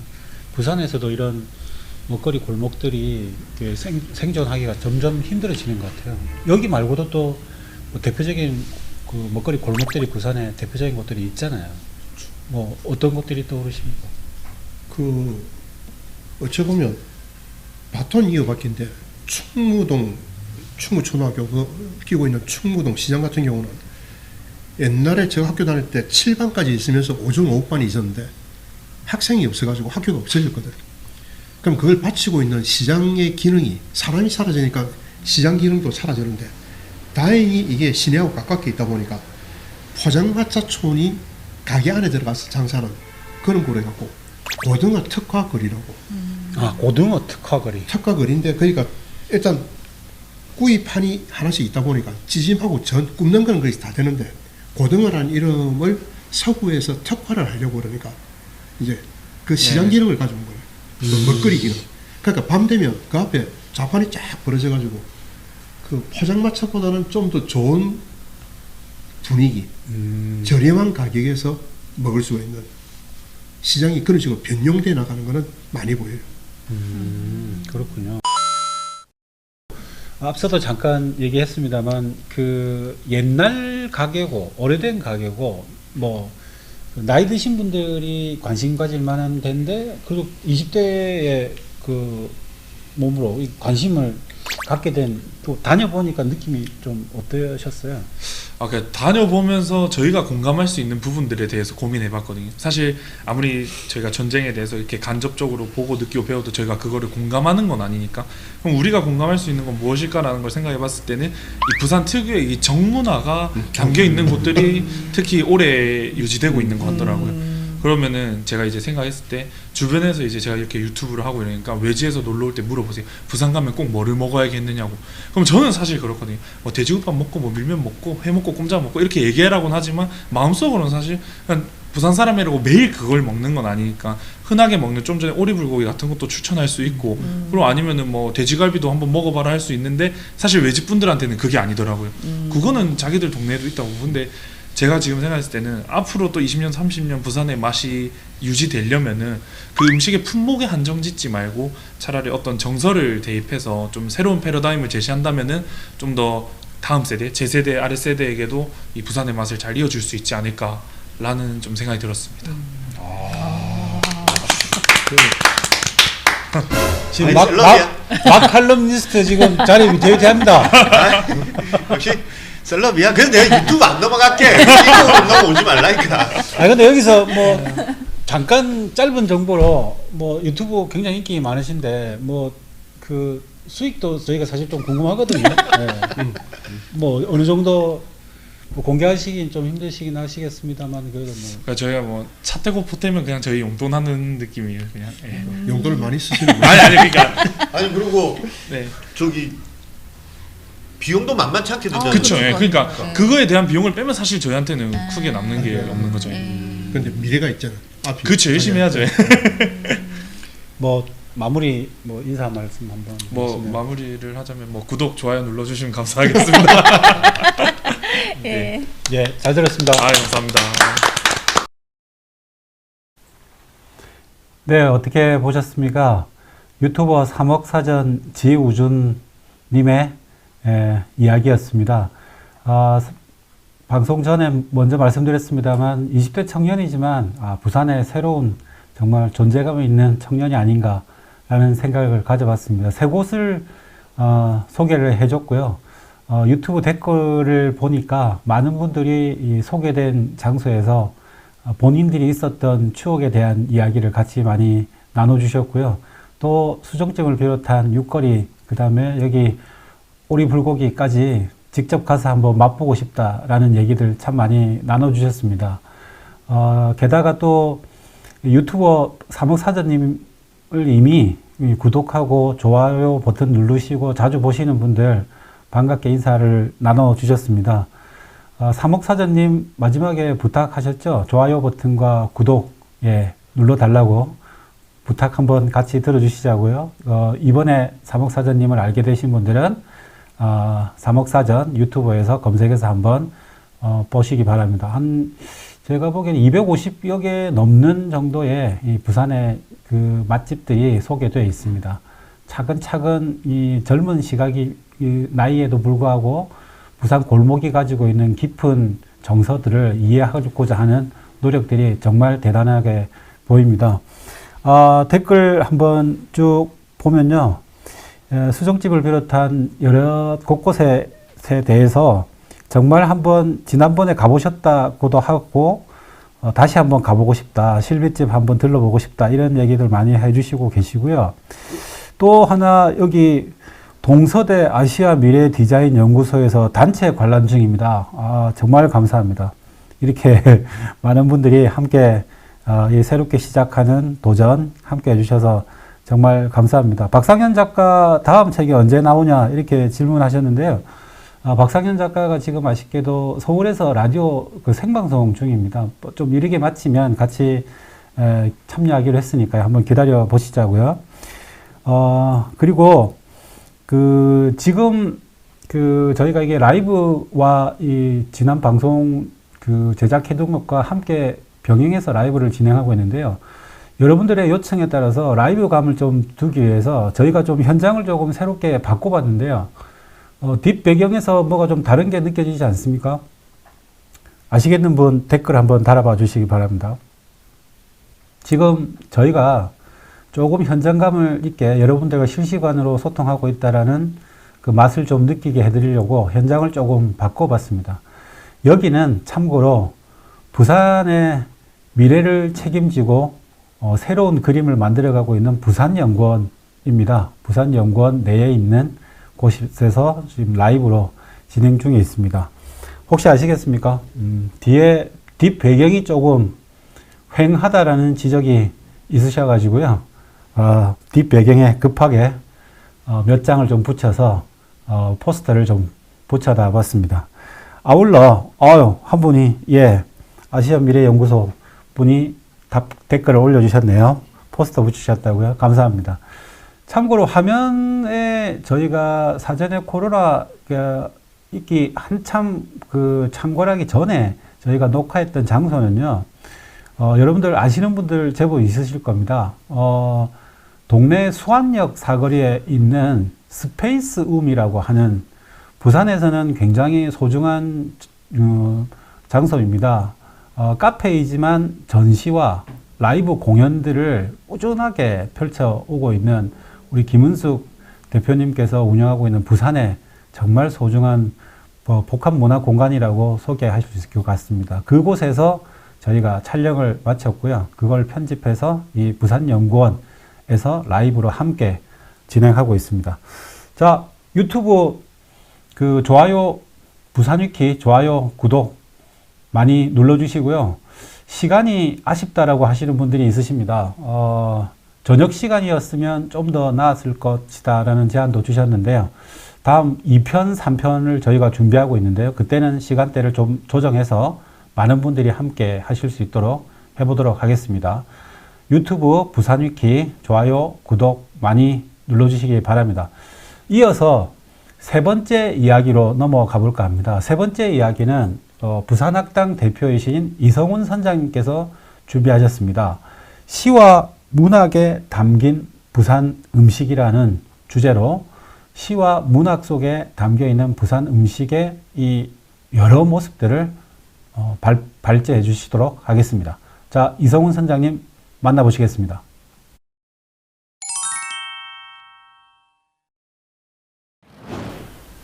예, 부산학당 대표를 맡고 있는 이성훈 선장이라고 합니다. 네, 반갑습니다. 예, 오늘 그 토크 주제 시대를 이겨낸 부산 음식 이 부분에 관련된 문학 작품들을 하다 보니까 전쟁과는 뗄래야 뗄 수가 없는 또 그런 관계에서 제가 이 문장을 하나 가져와 봤습니다. 음식만큼 기억의 공간을 감각적으로 재현시키는 물질은 없다. 음식 맛은 기억이다. 세대를 거치며 내려온 맛의 기억들이 응축되어 나오는 것이 바로 음식이다. 음식은 매우 밀도가 높은 삶의 표현이다. 음식은 말로 표현하기 어려운 상징과 그림만을 제각각의 머릿속에 갖고 있다. 이 변화의 속도가 빠른 한국, 그 중에서 부산은 더 다이나믹한 그런 어떤 그 환경 속에서 도시 문화가 자리 잡고 있는 것 같은데, 제가 2015년도 부산일보 대강당에 재미난 강의를 하나 이제 듣게 됐는데, 이호철이라고 하는 그 1950년도 부산에 피난을 내려와서 53년도 전쟁이 끝나면서 이제 서울로 올라가신 소설가 한 분이 부산에 오셔가지고 피난 시절의 부산에 대해서 한번 쭉 강의를 하신 적이 있는데, 이 요철 선생님은 또 뭔가 하니까 18살에 부산에 피난을 식구들 떼놓고 혼자만 내려오셔가지고 그 12월 9일날 부산에 도착한 거로 되어 있는데, 그 문학도의 꿈을 갖고 있던 분이 되놓으니까 그 당시 부산을 예사롭게 본 게 아니고 일기를 계속 쓰면서 하루하루의 변화, 날짜 이런 걸 가지고 부산을 기록을 했었더라고요. 아, 그 피난을 와서 네. 일하면서도 그거를 일기는 안 빠지고 매일 쓰셨고, 그리고 그때 하셨던 말씀 중에 내 기억이 나는 게, 충무동 사거리에 있는데 한책방이 하나 있었는데 자기가 원산 떠날 때 어머니가 지어준 돈, 그 돈의 반을 잘라가지고 트루겐F 5권 전집을 사셨다고요. 피난에 지고 온 돈 반을 가지고 반을 책을 샀다. 낭만 파시네요. 예, 예. 그러니까 문학에 완전 음. 심취가 되어가지고 그 이제 환경이 그렇지 못하니까 묵고 살 어떤 이제 궁리를 해야 되니까 부두 노동자로 들어가 있다가 어쨌든 우연한 기회에 재면소 그러니까 우리는 지금 구포국수만을 가지고 이야기를 많이 하는데 구포국수가 만들기 전 밀가루부터 국수가 만들어지는 공장의 스토리를 가지고 소시민이라고 하는 제목의 글을 썼습니다. 근데 이 글은 64년도에서 65년까지 그 당시 좀 인기가 있었던 월간 세대지에 연재가 되어 나왔는데 그 실제 자기 경험이 13년 뒤에 올라가서 피난 내려와서 13년 후에 그런 책이 쓰여지게 된 거는 13년 동안 썼던 일기, 그 당시 일기에다가 살을 붙여가지고 그 이제 13년 정도 지난 부산을 보는 그 시대적 거리가 있으니까 이제 객관적으로 부산이 보이기 시작했을 거 아닙니까? 그래가 이제 이야기를 썼고 했는데 그 사이사이에 그 부산의 군상들이 돌아가는 것도 있지만 나는 그 재미있게 본 게 국수 공장이 하루 동안 어떤 시스템으로 돌아갔는가, 몇 시에 일어나고 몇 시에 잠을 자고 몇 시에 어떤 공정이 되고 했던 그게 이 소설 속에서 그 당시의 공장과 시대상들이 이게 녹여져 있는 예, 거군요. 녹여져 있는데 저는 오늘 주제가 이렇다 보니까 먹거리, 국수가 어떻게 만들어지고 배달이 어떻게 되는가 하는 그 과정. 그러나 요 아래쪽에 보면 어떤 얘기까지 있는가 하면 그 밀가루를 만들어 파는 공장 입장에서는 국수를 만들어 파는 공장 입장에서는 라이벌 업체가 뭐였는가. 여기 보면 평양냉면이 부산에 알려지면서 매상이 떨어졌다라는 이야기가 그 이런 거는 상당히 좀 귀한 이야기 같아가지고 요 아래쪽에 보면 주인과 주인 마누라는 부산에도 차츰 퍼지기 시작하는 평양냉면 타박을 하기 시작했다. 그놈의 냉면인지 무엇인지 때문에 밀국수가 안 나간다는 것이었다. 이 밀국수 여기도 좀 재밌는 게 우리가 밀면의 원형의 형태를 뭔가 하면 밀냉면이라 그러거든. 그 지금 밀냉면. 예, 밀로 만든 냉면, 여기는 밀로 만든 국수 이런 식으로 해서 이해를 하면 되겠습니다. 그러나 날라리는 눈치 가릴 것 없이 평양냉면을 칭송치 마지 않았다. 이 날라리라는 친구는 닉네임으로 나오는데 재면소에서 같이 일하는 눈치 없는 친구입니다. 그거 희한하더라. 선한 것이 입안에 찡하고 평양냉면 말이다. 이러면 팔도강산을 두루 돌아다닌 김씨는 한술 떴다. 여기서는 이제 함흥냉면이 다시 등장을 합니다. 평양냉면도 평양냉면이지만 항영도 냉면이 더 독하요. 녹말가루에다가 맵고 질기고 그건 아직 유행이 안 되는가 봐. 그건 쩡쩡 추운 항경도 겨울 이래야 제맛이죠. 그러니까 지금 우리 박상현 작가님 잘 아시다시피 냉면이 계절이 바뀐 음식으로 볼 수 있겠죠. 옛날 겨울에 먹던 음식이 지금 여름 음식으로 매출해서 뭐 바로 표시가 나니까. 그럼 이게 피난 이런 게 없었을 때는 부산 쪽에는 이 냉면 이런 게 없었다. 그런데 저는 이 또 냉면이 평양냉면이 내려와서 부산에서 좀 세월이 지나면서 그 밀면의 육수 맛이 침투를 했다. 그러니까 서울에서 냉면, 평양냉면 먹는 사람이 부산에 내려오면 간장 맛이 너무 많이 난다. 그 간장 맛에 좀 자극적인 맛이 밀면 같은 경우는 밀가루의 향을 잡아야 되니까 조금 더 평양냉면보다는 더 들어가야 되고 메밀의 맛을 살리기 위해서는 평양냉면은 육수가 최대한 약해져야 되는데 부산 같은 경우는 영향을 받았다는 게 제가 그런 뜻에서 말씀을 드린 겁니다. 이게 보면 여기 이제 뭐 평양냉면도 평양냉면, 항경도 냉면이 더 독하요. 순가타쿠리보다 맵고 이렇게 나오는데 이게 사실은 이제 우리 보통 예전에 우리나라의 조선시대 때 이런 문헌에 나오는 국수라는 것은 전부 메밀국수를 말하거든요. 메밀국수. 그러니까 모든 문헌에 나오는 국수는 밀가루 국수가 아니고 메밀국수. 네, 메밀국수고. 근데 이제 우리가 평양냉면 그러면 메밀가루로 만드는 면이잖아요. 그러면 항경도 냉면은 원래 이렇게 메밀 자체가 구황작물이라서 아무 땅에서나 잘 자라는데 항경도는 그 메밀 농사조차도 안 될 정도로 척박한 땅이에요. 그러다 보니까 함경도에서 우리나라에서 제일 먼저 시작된 농사 방식이 뭐였냐면 화전농업. 들어보셨죠? 네. 산에 불을 질러가지고 거기에 이 화전농업을 하는 데다가 심을 수 있는 거는 두 가지밖에 없어요. 옥수수 감자.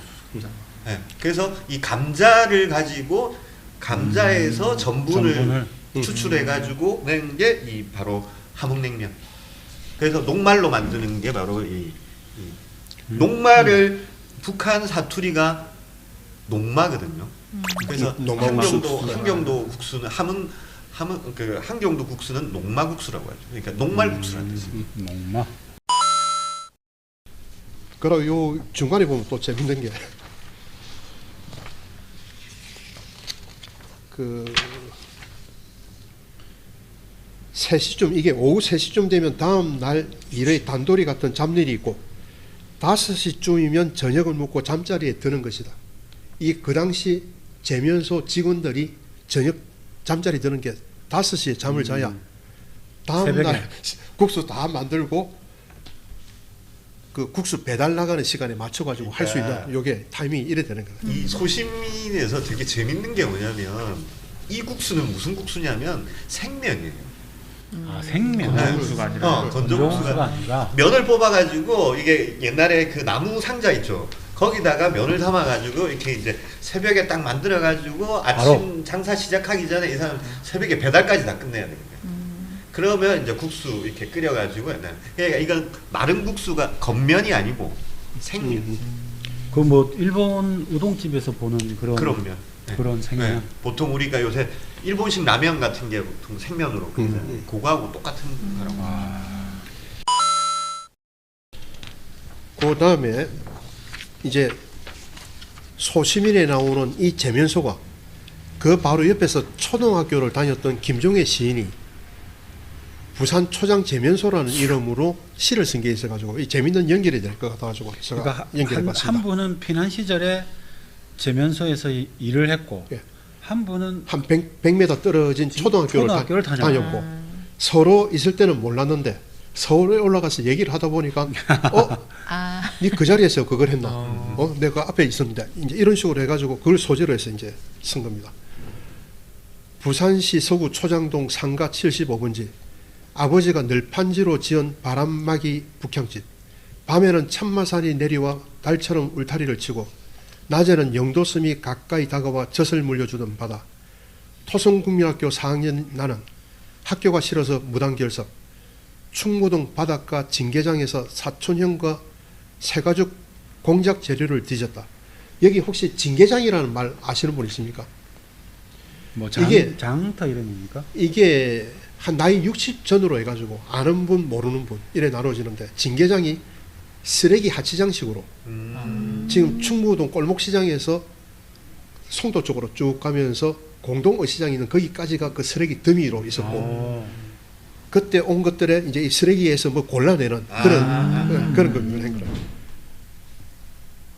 그 진미 칼국수라고 하는 한 70년 된 칼국수 집이 있는데 그 아주머니가 남부민 초등학교 출신이라.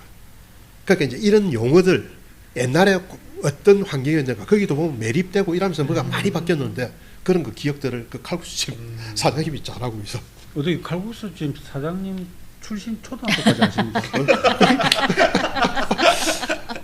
그러니까 내가 그 음식점 얘기를 하다 보니까 이 집이 70년 됐다. 그러면서 얘기를 쭉쭉 하길래 나도 요 충무 초등학교를 나왔다 하니까 이제 이분이 나는 그거 나왔다. 내보다 나이가 조금 더 되니까 그 동네 기억을 다 끼고 있는 거라.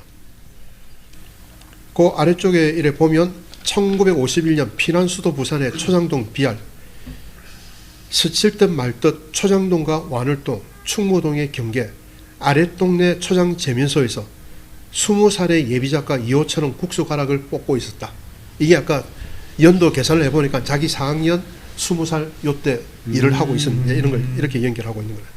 그리고 스토리를 한경도 원산항에서 혈혈단신 월남한 그가 외롭게 돌리는 기계 그의 삶과 인생의 첫 기항지에서 뽑혀져 나오는 국수 가락 국수 뽑는 기계가 잠깐 멈추는 시각 완월동 돌다리 위에서 헤매던 토승 초등학교 4학년 내 얼굴을 그가 초장 재면서 유리 문을 통해 무심코 내다본 듯도 하다.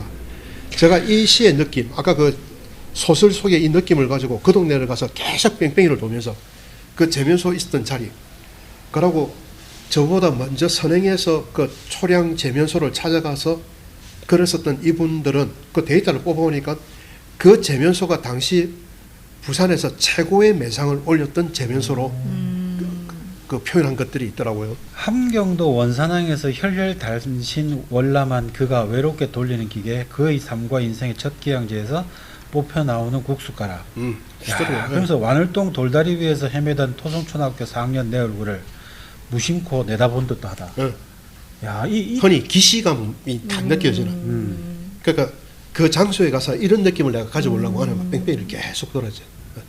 뭔가 이때의 좀 뭐라 시대상 그 좀 뭔가 그 좀 처절한 듯한 그 장소의 공간적 느낌이 네. 굉장히 두 사람의 실질 말듯한 이 연유로 막 표현이 된 것 같아요. 제가 이걸 가지고 이제 어떤 걸 생각했는가 하면 제임스 조이스의 오디세이라고 하는 그 소설에 부름이라고 하는 주인공이 6월 그 26일인가 하루 동안 그 도시를 돌아다니는 그걸 가지고 그 하루의 경험으로 네, 하루의 경험을 가지고 하는데 그 날에 전 세계에서 그 행사를 따라 주인공이 걸어갔던 그 행사에 참여하려고 몇만 명이 몰려드는 거예요. 그 이야기 속에 그 날을 그게 아까 얘기했던 골목길 똑같이. 하나가 소설에 그대로 제시가 되거든. 그 시간대 따라 가지고 걷는 그 소설을 그대로 느껴보는 그 거죠. 소설을 읽고 그 느낌을 그 골목에서 실제로 예. 똑같은 코스로 계속 그 떠올린 이야기니까. 그러니까 이것도 이야기를 좀 잘 끌어내고 이분이 아까 13년 동안 그 일기를 피난 때 계속 쓴 게 이 소설로만 나오는 게 아니고 그 일기를 모아가지고 책을 쓴 게 또 부산에 구석구석. 그 당시 밀당원에 자기는 작업복을 이거 못 들어갔는데 앙드레지드 사망 1주기 행사를 밀당원에서 했다. 이런 얘기도 세세하게 들어가. 그러니까 이분의 흔적들을 따라다니면서 그걸 스토리텔링하면서 이 자리에 뭐가 있었다. 요즘 그 문화관광 해설사들이 막 구청에 가서 한 명한테 배우고 하는 것보다 이런 교과서들 몇 권을 가지고 각자 읽고 각자가 다르게 해석하는 방법도 있을 수 있겠다는 얘기죠. 어떻게 보면 이게 텍스트는 같지만 좀 다르고 좀 두껍게 읽어내는 그런 것이라는 생각이 드네요. 거기에 아까 70년대 때 칼국수집 가서 국수 하나 먹으면서 그 분위기를 같이 살리는 방법도 있고. 그러니까 그 집의 맛만 보는 게 아니고 그 집의 뭐랄까요? 정서, 결 이런 것들을 시대적 상황에 맞춰서 같이 이렇게 풍부하게 읽어내는 그런 게 필요한 거고. 그 부산 원도심은 패스철이다라고 하는 책이 있는데 부산 원도심은 패스철이 뜯듯이 한 겹 들어올리면 속이 나오는 것처럼 그런 겹을 얼마나 많이 볼 수 있느냐 하는 게 어쩌면 도시 읽기, 골목 탐방 이런 게 어쩌면 그런 그게 어쩌면 그 겹 사이로 들어가는 거나 골목으로 우리가 그 무심코 발걸음이 올라가는 게 그런 거하고 비슷하죠. 여기 아까 처음에 말씀해 주신 세대를 거치며 내려온 맛의 기억들이 응축되어 나오는 그것이 바로 음식이다. 예. 이 응축이라고 하는 게 아까 베스츄리처럼 수없이 많은 여러 가지의 그 경험치들이 기억들이 이렇게 막 응축되어 있는 그런 거거든요. 그러니까 아까 음식을 이 자리에서는 제가 나이가 이제 많다 보니까 다들 기억하고 있는 음식에 조금 더 깊은 패스츄리 겹 한두 개를 더 벗기고 내가 들어갈 수가 있잖아. 그런 것들이 패스츄리 맛을 더 깊게 한다고도 얘기가 할 수 있는 거죠. 우리 또 부산 음식 하면 또 돼지국밥 이것도 뺄 수 없지 않습니까? 예, 예. 오늘 좀 준비해 오신 것 같은데요. 예. 이 최영철 시인. 최영철 시인은 진짜 이건 진짜 부산의 시로 정해야 된다니까. 이 부산의 시로. 이거는 와 정말 한번 야성은 빛나다. 이건. 우리 그러니까 이분 같은 경우는 서면 천우장이라고 또 우리 그거 가지고도 널리 알려졌는데 서면을 중심으로 시들이 좀 많아. 문화 호텔이 들어가는 시도 있고. 그러니까 서면을 꽂고. 그게 천우장에서 만나자인가요? 그때 그러니까 천장시. 그러니까 그 제목이 서면 천우장. 네, 맞아요. 우장. 네. 근데 야성은 빛나다 이거는 그 97년도에 나온 시집에 제목도 되고 이게 표제시입니다. 제목하고 같이 맞춘 그건데 그 일단 첫 문장이 멋진데요. 야성을 연마하려고 돼지국밥을 먹으러 간다. 전 살아오면서 돼지국밥을 이렇게 야심차게 먹으러 가본 적이 없어가지고 야성을 뭐 연마하려고 돼지국밥을 먹으러 간다. 그런데 이분은 우리가 창녕국밥도 자주 보이는 국밥집 이름이죠. 창녕 출신의 부산에서 사시는 분이거든. 그러니까 이 좀 시장통에 좀 익숙한 예. 이 분인데 정작 이 씨가 나온 데는 서면 3대 송정국밥. 네, 거기서 나온 거라고 부산일보에 소개가 됐어요. 네, 그 장소에서 나온 거라고. 야성은 빛나다 이 시 같은 경우는 할매국밥에 이 씨가 반 잘리가고 붙어 있는 거 혹시 봤습니까? 네. 거기 보면 저작권이 그게 되니까 그렇지. 예. 문장 잘라갖고 다른 말하고 이어 붙여갖고 아, 붙여놨는데 이 시를 아는 사람이 가서 보면 보여. 저작권을 비껴가는 식으로 잘라놨다는 뜻입니까? 이 시를 전부 인용하면 걸리니까 되니까. 문장을 해가지고 다른 문장으로 만들어 놓은 게 앞에 보면 보여. 마지막 하나 더 시를 하나 예. 소개해 주시면. 10페이지에 푸른 도장. 요건 이제 이어지는 건데 이 유홍준이라고 하는 시인 같은 경우는 고등학교 졸업하고 나이 한 30쯤 돼가지고 노동자 문학제를 통해가지고 등단한 분인데 두 눈 떼꾸해지는 야근을 마치고 공단 식당 허름한 방석 위에 앉아 받은 힘을건 밀양 돼지국밥 한 뚝배기. 이렇게 싱겁고 이렇게 힘을건 삶에 소금이라도 더 치고 맵고 짠 다대기라도 더 넣어줘야지. 누군가 우스개를 하면 그래 맞다 맞아. 빈 창자에 소주부터 한 잔 붓고 건져 올리는 국밥 속 고기 덩어리 한 점. 이것 봐. 내가 만든 제품에 그대가 찍어준 합격 도장처럼 여기 푸른 도장이 찍힌 내 숟가락 위에 비계 덩어리 한 점. 야 이거 고기에 옛날에 도장 찍힌 그거를 이 비지찌개 먹을 때 옛날에 보면 네. 도장 찍혀갖고 있고 네. 하면 이게 62년생이라 적어놓은 게 내 나이 때문에 먹었는데 요즘은 그 도장 못 보잖아. 그렇죠. 요즘 도장. 식육점에 걸어놓은 거에 항상 찍혀 있었던 거. 그렇죠, 그렇죠. 아, 이게 또 근데- 야성스러운 예. 이제 되죠. 근데 이제 본인의 이제 고된 노동자의 삶과 이 돼지국밥을 정말 이렇게 잘 은유를 했네요. 예. 그러니까 아까 앞에 야성은 빛나다 하고 이런 시가 묶였을 때 시너지 효과가 더 나는 이런 어떻게 보면 이 두 시에서 아까 말씀하신 그 부산 사람들의 어떤 정체성, 뭐 이렇게 캐릭터성, 뭐 이런 것들이 이 음식에 잘 드러나네요. 요런 어떤 눈에 띄는 시 있으면 이게 어디에 배치됐을 때 제일 시너지 효과가 있는가. 그러니까 시는 시집 안에 있을 때가 제일 죽어 있는 상태다. 맞습니다.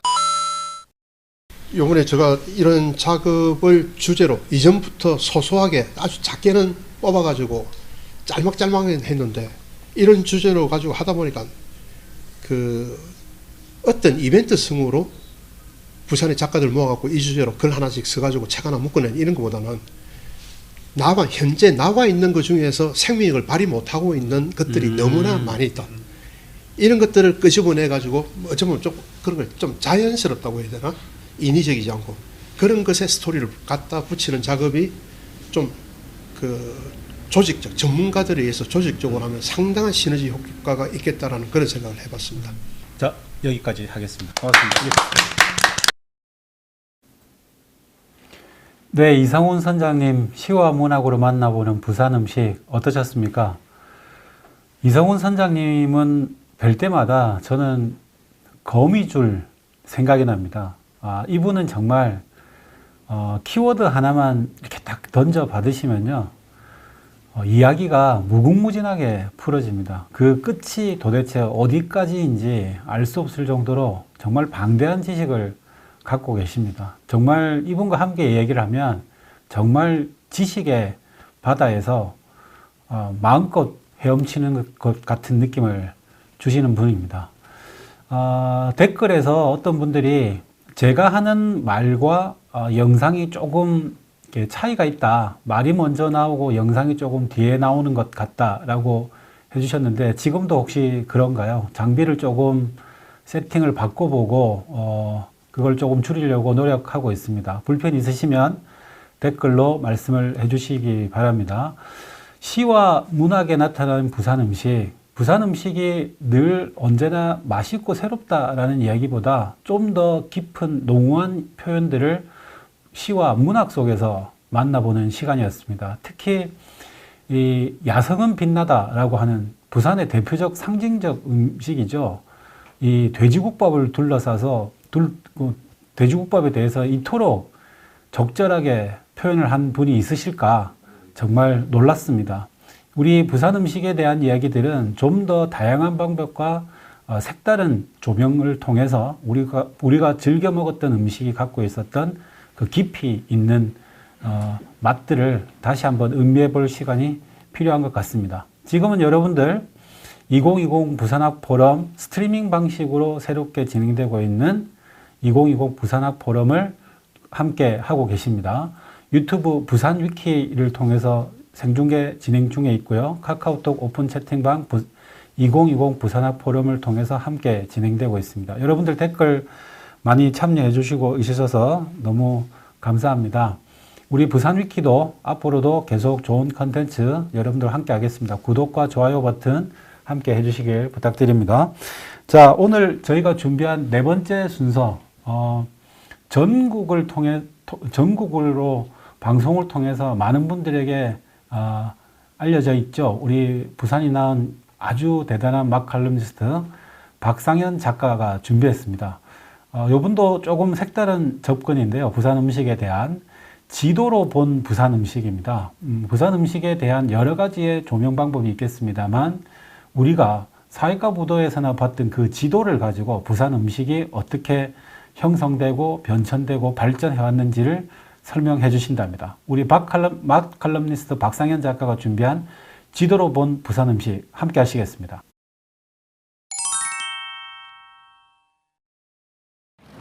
네, 안녕하십니까. 막칼럼니스트 박상현입니다. 저는 오늘 이제 부산 음식 얘기를 좀 다른 각도로 한번 해볼까 하는데, 바로 지도를 통해서, 지도 속에서 지도를 보면서 이제 부산 음식이 어떻게 탄생했고 어떻게 전파됐고 또 왜 그 음식은 그 지역에서 나타날 수밖에 없었는지, 그런 얘기를 좀 드리려고 합니다.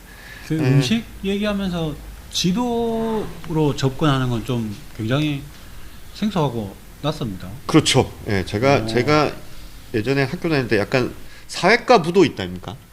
사회과 부도 약간 덕후였는데 보면서 지도를 보면서 사회과 부도 보는 재미가 이렇게 있었는데, 학창 시절을 알고 있는 제 입장에서 굉장히 낯선 이 얘기도 뭐 과목에 관심이 있었다 이런 얘기. 원래 공부예요. 우선 제가 첫 번째로 이 지도를 한번 보여드리면, 우리 그 한반도 이렇게 전도가 나와 있는데, 이건 1930년대 일제 시대 때 일본이 만든 지도입니다. 일본이 만들어서 여기 보시면 지방 조선이라고 적혀 있거든요. 일본 사람들이 우리를 그냥 일본의 한 지방으로 본 거죠. 봤다. 지방으로 봤고, 그래서 이제 보시면 여기 지도에 이렇게 빨간 선으로 나와 있는 게 바로 철도입니다. 철도. 그래서 우리나라에 처음으로 생긴 철도가 바로 서울에서 출발해서 부산까지 오는 경부선. 1905년에 개통이 됐습니다. 1905년에 개통이 되고, 그 다음에 개통이 된 게 바로 서울에서 신의주를 잇는 경의선. 이게 1906년에 개통이 됩니다. 그러니까 이 한반도를 거의 대각선으로 관통하는 게 이제 이렇게 경의선과 경부선 이렇게 연결이 됐죠. 그 다음에 이제 나온 게 1914년에 바로 경원선, 원산에서 서울로. 네, 이렇게 오는. 근데 이 철도 노선이 사실은 우리 부산 음식하고 아주 밀접한 관련이 있습니다. 철도랑 음식이랑. 그럼 가장 대표적인 거 바로 우리 구포국수. 구포국수가 우리나라에서 이제 밀 재배가 우리나라는 잘 안 되거든요. 왜 그러냐면 보통 그 인류 문명이 처음으로 탄생한 데가 어디입니까? 메소포타미아. 그렇죠. 예. 메소포타미아 문명 아닙니까? 메소포타미아 문명은 어디서 시작됩니까? 옛날에 막 겁나게 외웠었는데. 뭐 중동 지방 아닌가? 그래서 티그리스, 유프라테스. 그렇죠. 이게 바로 단순한 게. 네. 티그리스, 유프라테스를 딱. 그러니까 뭐냐면 티그리스 강과 유프라테스 강 하구에서 밀농사를 재배하면서부터 인류 문명이 시작됐거든요. 그럼 왜 거기였던가?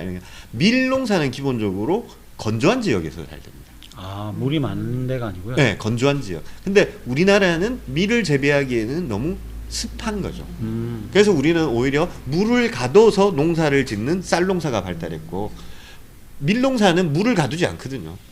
그러니까 그 쌀 농사는 우리가 수도작이라고 그래요. 물을 가둬가지고 농사를 짓는. 그래서 우리나라는 밀농사가 안 되는 곳이었습니다. 그래서 우리나라가 이 식재료를 가장 처음으로 수입했던 게 바로 밀이었거든요. 중국 산동 지방에서 이미 고려 시대 때부터 밀을 수입해가지고, 그래서 밀은 수입품이고 이게 아주 비싼 고가의 식재료다 보니까 밀을 언제 먹는다? 잔치. 네, 잔치 때만 잔칫날. 먹는. 그래서 잔치국수고, 그래서 국수 언제 먹여줄래는 뭡니까?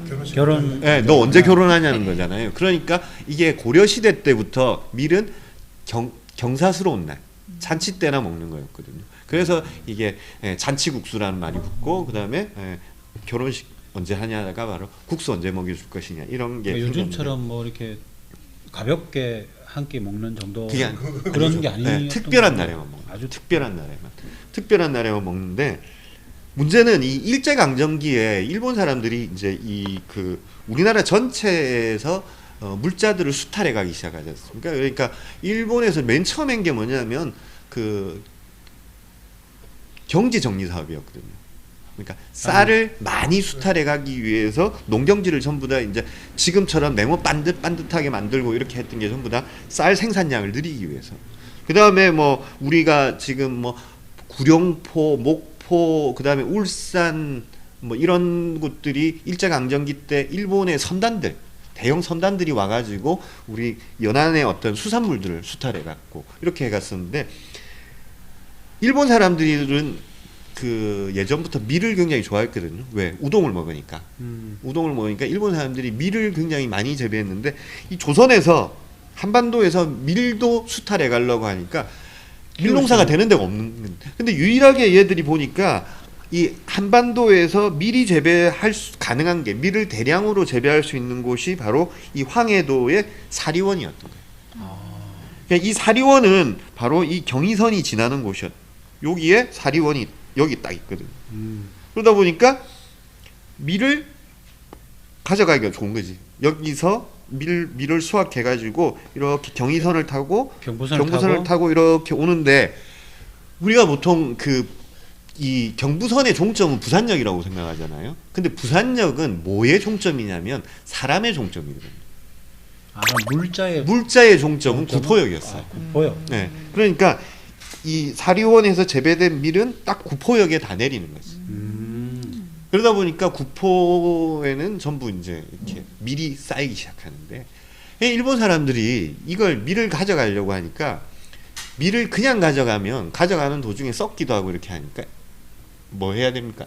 아예 그냥 재분을 해서 밀가루를 만들어서 가져가는 게 좋았던 거지. 그러다 보니까 바로 남성곡산이라 그래가지고 이 구포에 최초의 그 재분 공장이 생긴 거죠. 그리고 이 남성 곡산뿐만 아니라 그 이후로 재분 공장들이 막 생기면서 구포는 어마어마한 상업의 도시가 됩니다. 그러면서 바로 우리나라 최초의 은행이 구포은행이 설립된 것도 이 밀로 그게 바로 경남은행의 전신이죠. 그러니까 실제로 그 첫 번째 건물, 우리나라 최초의 은행 건물이 지금 우리은행이 영업을 하고 있는 그 건물이 있거든요, 구포에. 그래서 이제 하는데, 그러다 보니까 이게 이제 구포에 밀이 도착을 딱 하는 거지. 밀이 도착을 하니까 밀가루가 많으니까 이걸 이제 어떻게 하겠어요? 이걸 뭔가로 이걸로 만들어야 되는데, 사실 우리가 국수를 만든다라는 게 굉장히 어려운 작업처럼 보이지만 사실은 그 요만한 롤러 한 대만 있으면 됩니다. 이걸 밀가루를 반죽을 해가지고 이걸 돌리면 몇 번만 돌리면 되는 거죠. 이렇게. 그러니까 몇 번을 돌리느냐에 따라서, 롤러를 몇 번을 거치느냐에 따라서 이게 얇아지거든요. 그다음에 이렇게 쫙 이제 가닥으로 만들어가지고 이걸 말리면 되는데, 우리가 이제 이 구포국수는 거의 국수, 그런 구포가 이렇게 대명사처럼 붙어 있습니다. 보통 요즘 이렇게 붙어 있는데 이 구포국수가 그렇게 될 수밖에 없었던 게 뭐냐면 사실은 이제 미리 왔습니다. 그 다음에는 이게 이제 1872년에 만들어진 지도거든요. 부산 여기 이제 동래성이 있고 부산진이 여기 있고 금정산성이 있고 그다음에 여기 다대포입니다. 그러면 이쪽이 뭐냐면 이게 낙동강이죠. 낙동강이 이제 바다하고 접하는데 이게 이제 그 우리가 식재료나 음식을 볼 때는 이런 고지도를 보는 게 훨씬 더 이해하기 편한 게 뭐냐면 이 고지도는 지형 중심으로 그려져 있어가지고 이렇게 보시면 이제 그 밀물입니까? 물이 들어오는 게. 네. 전 이게 항상 헷갈리더라고요. 썰물과 밀물이. 근데 밀리 들어온다. 예, 그러니까 쓸려 나간다. 이게 또 이게 잘못 생각하면 지금까지 굉장한 지식들을 쏟아내는데 지금 유치원생들도 아는 게 헷갈리는. 갑자기 앞에 말들이 의심이다. 밀물 때가 되면 바닷물이 들어오지 않습니까? 그래서 이 바닷물과 밀물이 교차하는 공간을 우리가 기수역이라고 해요. 예, 기수역에서 제일 많이 나는 게 뭡니까? 아까 보시래기. 예, 오시래기. 그 다음에 또 하나. 그거 제철. 제첩. 그래서 이쪽은 다 제첩밭이 옛날에 제첩밭이었어. 제첩밭인데 이 밀물때 되면 바닷물이 들어오는데 바닷물이 들어올 때는 바닷물만 오는 게 아니라 바람도 같이 오거든요. 바람이 같이 오는데 이 바람이 올 때는 이 바닷바람에는 두 가지가 섞여 있죠. 염분과 그 다음에 수분. 그러니까 이게 물기를 먹으면 바람이 들어오는데 그럼 쫙 오다가 이게 구포가 여기거든. 여기인데 이 구포에 오면 바람이 이렇게 쭉 오다가 이 산에 탁 막힙니다. 이 백양산, 금정산하고 백양산하고 이어지는데 산에 팍 막히니까 구포에는 늘 언제나 바람이 머물러 있어요. 바람이 머물러 있어요. 습한 바람이. 예. 그래서 우리가 그러면 습하면 오히려 국수를 말리는데 나쁘지 않나 이렇게 생각을 하기 쉬운데 보통 국수를 건조시킬 때는 건조한 날씨에 국수를 건조를 시키면 국수가 빼짝 마르는데 그러면 국수 사이에 기공이 많아집니다. 빈 공간이 많아집니다. 물기가 있던 게 물이 뚝뚝 떨어져 가지고 요게 이제 안에 기포가 많아요. 그러면 얘는 삶으면 그 빈 공간에 뭐가 들어가냐면 물이 차는 거죠. 그러면 얘는 삶아 놓으면 금방 퍼지는 거예요. 근데 구포는 이 물기를 먹으면 바닷바람이 항상 머물러 있기 때문에 구포국수는 말리면 어떻게 되냐면 수분 속에서 말리다 보니까 이게 쫙 쪼그라들어요. 처음엔 부피가 요 정도 됐다가 말리면 이렇게 부피가 줄어드는 거예요. 그러면 구포국수는 탁 잘라가지고 단면을 보면 안에 빈 공간이 하나도 없어요. 그러면 얘는 삶아 놓으면 어떻게 되겠습니까? 한참 동안 쫄깃쫄깃해지죠. 그 다음에 그 바람은 소금기를 머금고 있다 보니까 약간 짠맛이 돌아요. 그게 구포국수의 특징으로 이렇게 자리 잡았고, 그래서 이 구포국수를 말렸고, 실제로 구포에 많을 때는 이 국수를 만드는 간의 수공업을 하던 집들이 한 60곳 정도 있어요. 이걸 말려가지고 국수를 만들어가지고 온 동네 이제 아줌매들이 다니면서, 그러니까 제첩국 사이소, 제첩국 아줌매보다는 사실은 그 이전에 있었던 게 바로 구포국수. 국수를 이렇게 다라이에 이고 다니면서 구포국수 사이소 이렇게 했던 거. 그게 이제 오늘날까지 이제 구포국수의 전통이 돼 있는 거죠. 아, 그러니까 그냥 밀만 모여서 구포국수가 커졌다. 이것도 맞는 말이지만 그게 아니라 네. 지형적으로 구포가 국수를 말리기 가장 적합한 지형의 특성을 갖고 있었다. 그래서 이때 당시에 보면 사실은 구포국수 외에도 전국에 국수 공장은 많았어요. 많았고 왜냐하면 이게 이제 전략적으로 국수 구호물자로 우리가 밀리 들어오다 보니까 이 국수 공장들이 전국에 있는데 이렇게 자연 건조를 시켜서 보니까 구포국수만한 그 퀄리티가 안 나오더라는 거죠. 다른 지역에서는. 그게 이제 오늘날 우리가 구포국수가 유명해진. 그래서 이렇게 이 지형 구포가 가지고 있는 강바람, 그러니까 바닷바람과 그 바닷바람이 머무는 이 산에 막혀가지고 머무는 것, 요런 지형 때문에 사실 구포국수가 탄생하게 됩니다. 미리 구포에 도착한 미리 그것만 구포국수만 만들었다고 생각하시면 또 하나 이 부산에서 굉장히 유명한 또 하나를 만들어냈거든요. 미리 구포역에 도착한 미리 만든 또 하나가 뭐냐면 바로 산성 막걸리입니다. 아, 국수 말고. 네. 이게 왜 그러냐면 산성 막걸리는 물론 임진왜란 때부터 시작해가지고 거의 한 400년 정도의 역사를 갖고 있긴 한데 그 이전에 그러면 그 막걸리를 만들 때는 쌀이 주 원료지만 쌀 다음으로 훨씬 더 중요한 막걸리의 맛을 내는 것은 뭡니까?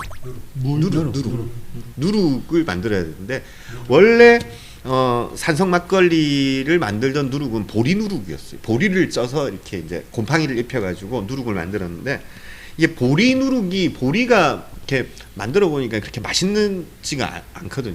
근데 요즘 산성 막걸리는 뭘로 만드냐면 밀누룩으로 만듭니다. 통밀을 갈아가지고 통밀을 쪄서 이제 이걸 여기에 곰팡이를 입혀가지고 만드는데 이게 이제 통밀로 만든 이 누룩이 산성 막걸리 특유의 그 새콤한 맛 그리고 특유의 그 알싸한 느낌 요걸 딱 내주는데 구포가 여기라고 말씀드렸지 않습니까? 산성마을은 여기 있지 않습니까? 이게 재밌는 게 뭐냐면 구포에서 그냥 이렇게 따라 올라가면 여기가 지금 북문. 네. 금정산성. 네, 금정산성 북문. 그래서 지금은 이제 화명동 그 아파트 단지 네. 쪽에서 이렇게 올라가거든요. 대천천 있는. 네, 대천천 있는 그쪽. 그러네요. 예. 네네. 그래서 여기 천이 이렇게 보이죠. 네네. 그래서 여기에 딱 북문으로 해가지고 산성마을에 옛날에 그러니까 이 구포역에 사리원에서 재배해서 구포역에 도착한 밀이 리어카 타고 올라가가지고 산성마을로 들어간 거죠. 그래서 오늘날 산성막걸리를 만드는 밀누룩이 여기서 또 탄생을 하게 됩니다. 국수와 서문입니다. 서문. 아 서문. 아, 서문. 그 나중에 그냥 그 그다음에 이제 요 지도에서 또 한 가지. 자, 그러면 이 경의선을 타고는 밀이 왔고 경원선을 타고는 뭐가 있을까요? 명태. 이 경원선을 타고 부산에 도착한 게 바로 명란입니다. 명란. 네. 안에. 명란인데 이게 또 명란은 우리나라에서 명태가 그러니까 사실은 우리가 어렸을 때 기억해 보시면 제일 흔한 생선 중에 하나가 겨울에 제일 흔한 생선이 네. 명태였어요. 그러니까 명태가 진짜 많이 잡힐 때는 이 조선시대 때 기록들 보면 명태는 사료로 쓸 정도로 많이 잡혔거든요. 그 정도로 겨울에 많이 잡혔는데 이 명태가 가장 많이 잡히는 집산지가 우리나라에서는 원산이었습니다. 그래서 우리가 강원도 진부령 하면 뭐가 생각납니까? 황태. 예. 황태. 인제의 뭐 용대리. 예, 용대리 황태를 강원도에서 말리는데 사실은 황태를 그 강원도에서 말린 것은 한국 전쟁 이후. 한국 전쟁 이전에는 전부 원산에서 말렸거든요. 그러니까 피라민들이 내려와서 북한에서 황태 만드는 그 덕장하고 제일 가까운 기후를 찾아낸 게 용대리. 그래서 이 원산에서 이 황태를 다 말렸는데 황태 작업을 하려면 어떻게 해야 됩니까? 명태를 먼저 손질을 해야 되거든요. 네. 명태를 손질을 하면 뭐가 나옵니까? 안에 나오고. 내장. 알이 나오고 내장이 그러니까 창난젓 만들고 명란젓 만들고 이렇게 했던 거지. 그래서 이 명란젓을 했는데 이게 일본 사람들이 이 명태 사업을 독점을 합니다. 우리는 그때 일제시대 때 보면 뭐냐면 전부 다 무동력선 그냥 나룻배 타고 나가가지고 잡았는데 이때 일본은 이미 일제강점기 때 동력선을 타고 대형 어선이 와가지고 명태를 싹쓸이 하는 거죠. 그러면서 이제 이 한국인들은 조선 사람들은 전부 다 이 명태를 그 내장을 분리해내는 이 작업에 그냥 노동자로 전락을 하는 거죠. 노동자로 전락을 하는데 이 일본 사람들이 그런 노동자들에게 임금을 안 줄 때가 있어요. 그 임금을 안 주는데 그러면 임금을 안 주면 사람들이 당연히 이거 파업을 해야 되는데 한국 사람들은 너무나 놀랍게도 임금을 안 주는데 불만이 없는 거야. 그 뭐지 하면서 보니까 이 사람들이 이 부산물 그러니까 내장, 알, 아가미 이런 거를 다 젓갈을 만들어가지고 팔아먹더라는 거지. 어차피 저거는 안 먹는다. 안 먹는 거니까. 그러니까 일본 사람들이 이게 너무 신기한 거예요. 신기한 건데 일본 사람들은 기본적으로 알을 좋아하는 사람들이에요. 그러니까 알은 일본 사람들에게 알은 다산과 다복의 상징이라서 그래서 일본 사람들 눈에 딱 띈 게 뭐냐면 명란이 띈 거죠. 그래서 이 명란을 가져가야 되겠다. 그래서 이거는 소금에 절이기만 하면 되니까 그래서 이 소금에 절여가지고 장독에 항아리에 옹기에 넣어가지고 바로 경원선을 타고 서울에서 다시 경의선을 타고 오는데 이 명란은 어디까지 왔냐면 바로 초량까지 왔습니다. 부산역까지 와가지고 초량에 보면 뭐가 있습니까? 남선창고. 남선창고에 바로 이 명란을 보관해놨다가 이 명란을 바로 부간 연락선을 타고 시모노세키로 갔죠. 그래서 현재 일본의 시모노세키에는 바로 조선에서 온 명란을 보관하던 창고가 남아 있습니다. 남아 있고 이렇게 해서 그래서 오늘날 그 부산이 이제 이러면서 명란의 중심지가 됐었는데 재밌는 것은 지금도 이와 비슷한 전통이 남아 있는데 자 우리나라는 지금 명태가 전혀 안 잡히죠. 근데 이 우리가 먹는 명태는 대부분 어디서 옵니까? 러시아에서 오죠. 러시아에서 오는데 러시아가 강력하게 쿼터제를 하고 있거든요. 그러니까 한국이 잡아갈 수 있는 명태는 얼마? 그리고 마찬가지로 이 명태 알인 명란도 러시아가 직접 잡아가지고 그 사람들이 알만 딱 추출해가지고 급속 냉동을 시켜가지고 다 부산항으로 옵니다. 감천항으로 오거든요. 그래서 러시아가 한 해에 우리나라에 허락한 명란의 그 쿼터가 얼마냐면 5만 톤입니다. 그러면 5만 톤이 전량 우리 감천항으로 오고 이 명란을 먹는 나라가 세상에서 딱 두 나라밖에 없습니다. 한국과 일본? 네, 한국과 일본. 근데 5만 톤이 오는데 그 5만 톤 중에서 4만 5천 톤을 일본이 갖고 갑니다. 그리고 우리나라는 5천 톤. 그러니까 우리나라는 연간 5천 톤 정도의 명란을 소비를 하고 일본은 4만 5천 톤을 소비하는데 일본은 4만 5천 톤 전량을 뭐를 만드냐면 바로 명란 젖을 만드는 데 쓰고 우리나라는 5천 톤 중에 절반만 명란을 만들고 나머지 절반은 뭐 할까요? 알탕. 명란 바게트. 네, 알탕. 그래서 우리는 이제 우리나라는 명란 전체가 한 2만 5천 톤, 2,500톤 정도 쓰고 일본은 4만 5천 톤 전량을 명란을 만드는. 일본 사람들이 제일 좋아하는 밥 반찬 1위가 명란입니다. 명란. 그게 바로 이 부산에서 일제강점기 때 간 거고. 그러면서 이제 이런 역사가 시작. 명란은 우리 음식인 거죠? 명란은 뭐 의심할 바 없는 우리 음식이고 일본 사람들이 뭔가 이렇게 대부분 한국에서 이렇게 전해졌을 거 아닙니까? 옛날에 뭐 모든 문물들이. 그러면 일본 사람들은 절대로 이렇게 조선이나 한반도에서 전래되었다라는 표현을 안 쓰고 그냥 대륙으로부터 건너왔다 이런 표현을 쓰거든요. 그러니까 이 대륙은 뭐 중국인지 한국인지 불분명한 거죠. 근데 그러면 뭐 K푸드의 명란이 대표 주자 그렇게 봐도 되죠. 그렇게 봐도 되죠. 그래서 일본 사람들이 근데 다 대륙에서 왔다 그러는데 딱 유일하게 조선으로부터 건너왔다, 한반도로부터 건너왔다라고 인정하는 음식이 딱 두 가지 있습니다. 하나가 명란, 또 하나는 뭘까요? 조선으로부터 왔다. 두부. 두부. 네. 두부는 일본 사람들이 이게 조선에서 건너간 게 워낙에 명확한 근거가 남아있기 때문에 이건 두부와 명란은 바로 한국에서.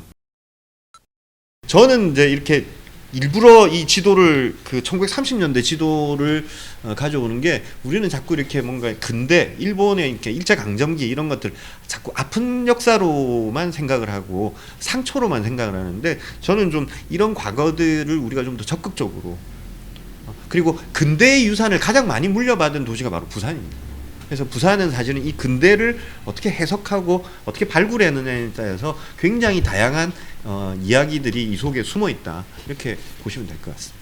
네, 그 저희가 아주 가까이에 두고 있는 것 자주 쓰지만 그 관심 있게 그 흔적을 찾아보지 못했던 지도를 통해서 이 음식과 연결시키는 아주 놀라운 접근을 한번 해봤습니다. 아주 짧은 얘기였는데 강렬했고요. 뭐 오늘 한 번으로 끝날 것 같지 않네요. 그러니까 뭐 한 100번은 더 해도 되지 않을까. 예, 우리 박상현 칼럼니스트였습니다. 고맙습니다. 네.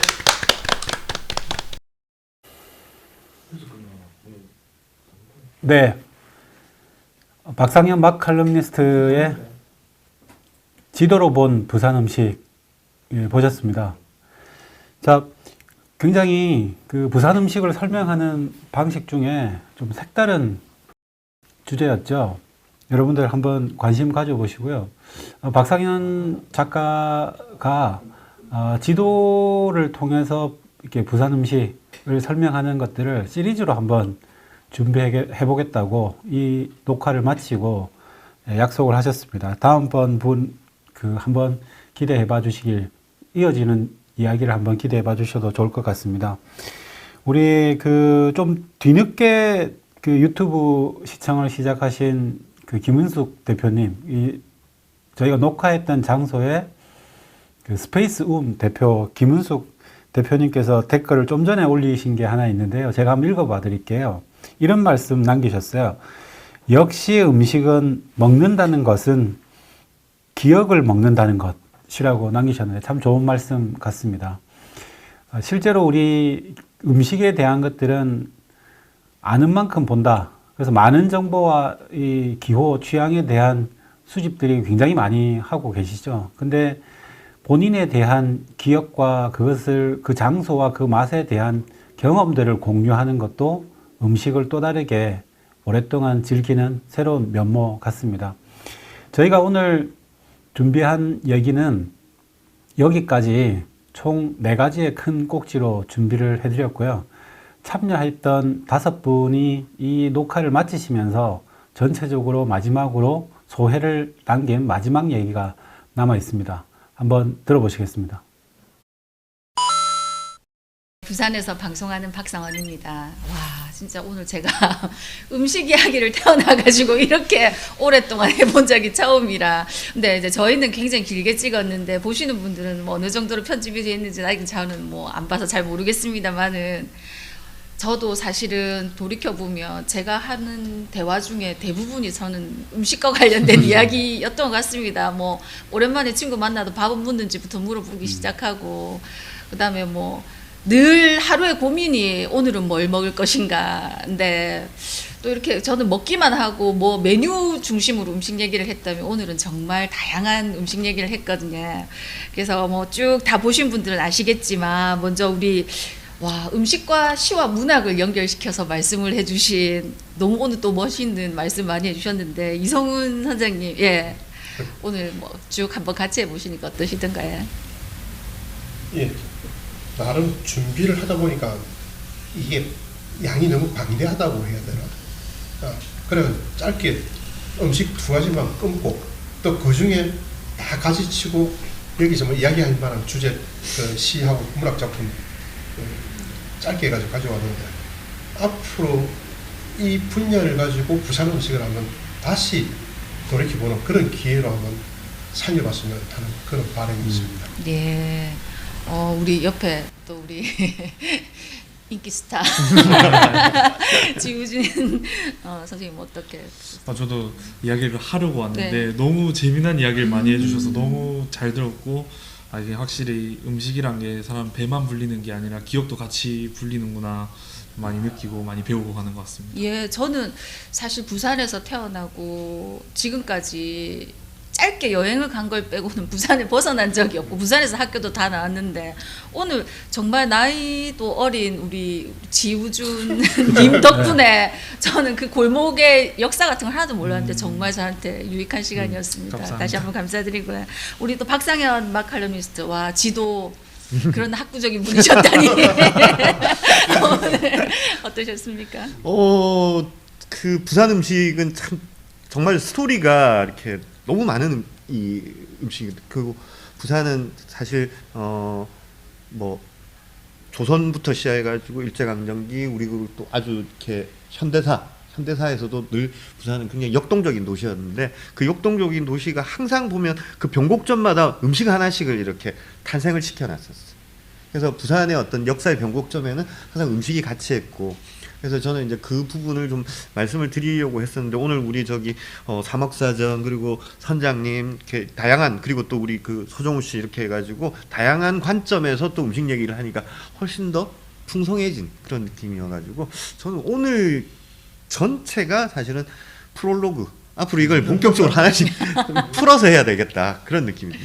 다시 한번 말씀드리지만, 보시는 분은 몇 분짜리를 보는지 모르겠지만 정말 저희가 한 5시간 동안 얘기를 했는데 이게 프롤로그라니 놀랍습니다. 우리 서정우 대표님 어떻습니까? 네, 프롤로그라고 하시니까 이 네버엔딩 스토리로 가고 있는 게 아닌가 싶은데요. 근데 그 하나의 음식도 그것이 켜켜이 쌓여온 그 기억과 경험과 추억들이 굉장히 중층적으로 여러 사람들에게 몸속에 새겨져 있는 것 같습니다. 근데 그거를 익숙한 방법 말고 좀 낯설지만 생소한 관점들을 계속 덧붙여서 부산이 가지고 있는 좀 더 다이나믹한 모습들을 선을 보였으면 하는 바람을 가져봅니다. 아무튼 이 오늘의 이 시도가 이 스트리밍 포럼 방식을 통해서 부산 시민들께서 좀 더 다양한 자기의 경험들을 함께 이 자리를 모아나가는 아카이빙이 될 수 있는 그런 계기가 출발이 됐으면 좋겠습니다. 예. 쭉 저는 오늘 이분들 말씀을 들으면서 사실은 좀 속으로 와, 그냥 난 너무 먹는 데만 집착을 했구나. 이런 걸 좀 뭔가 공부를 해볼 걸 하는 후회를 잠시, 반성을 잠시 했지만 만약에 저까지 뛰어들면 여기 계신 네 분은 뭘 해서 먹고 살겠습니까? 그래서 저는 이 네 분이 하시는 말씀 앞으로 재밌게 들으면서 저는 뭐 그런 공부에 대한 꿈은 적고 한번 즐거운 시간 가져보도록 하겠습니다. 쭉 저희가 말씀을 드린 중에 드문드문 나왔지만 지금 코로나19 때문에 어쩔 수 없이 집에서 많은 시간을 보내게 되는데 오늘 또 저희랑 같이 하시면서 아까 또 좋은 말씀도 많이 하셨는데 내가 먹는 이 음식에 역사가 들어있고 또 지금 오늘 먹는 이 한 끼가 추억이 되고 또 새로운 역사가 되는 거잖아요. 그래서 저랑 같이 사는 남편이 제일 싫어하는 말 중에 하나가 한 끼 때운다는 말이거든요. 이 한 끼는 평생의 한 끼인데 왜 그걸 때우냐고 가장 소중하게 해야 된다고 하는데 그럼 저도 뭐 그런 말 하면 맨날 웃기만 웃었는데 생각해보니까 제가 가볍게 여길 한 끼가 아니었다. 그래서 오늘 저녁 또 저는 밖에 비가 오니까 오늘 저는 김치찌짐을 한번 온 정성과 영혼을 담아가지고 해봐야 되겠다 하는 생각을 했습니다. 오늘 또 집에 계시는 분들도 또 오늘 그 한 끼가 정말 기억에 남는 소중한 한 끼로 남으시길 바라면서 인사드리겠습니다. 고맙습니다.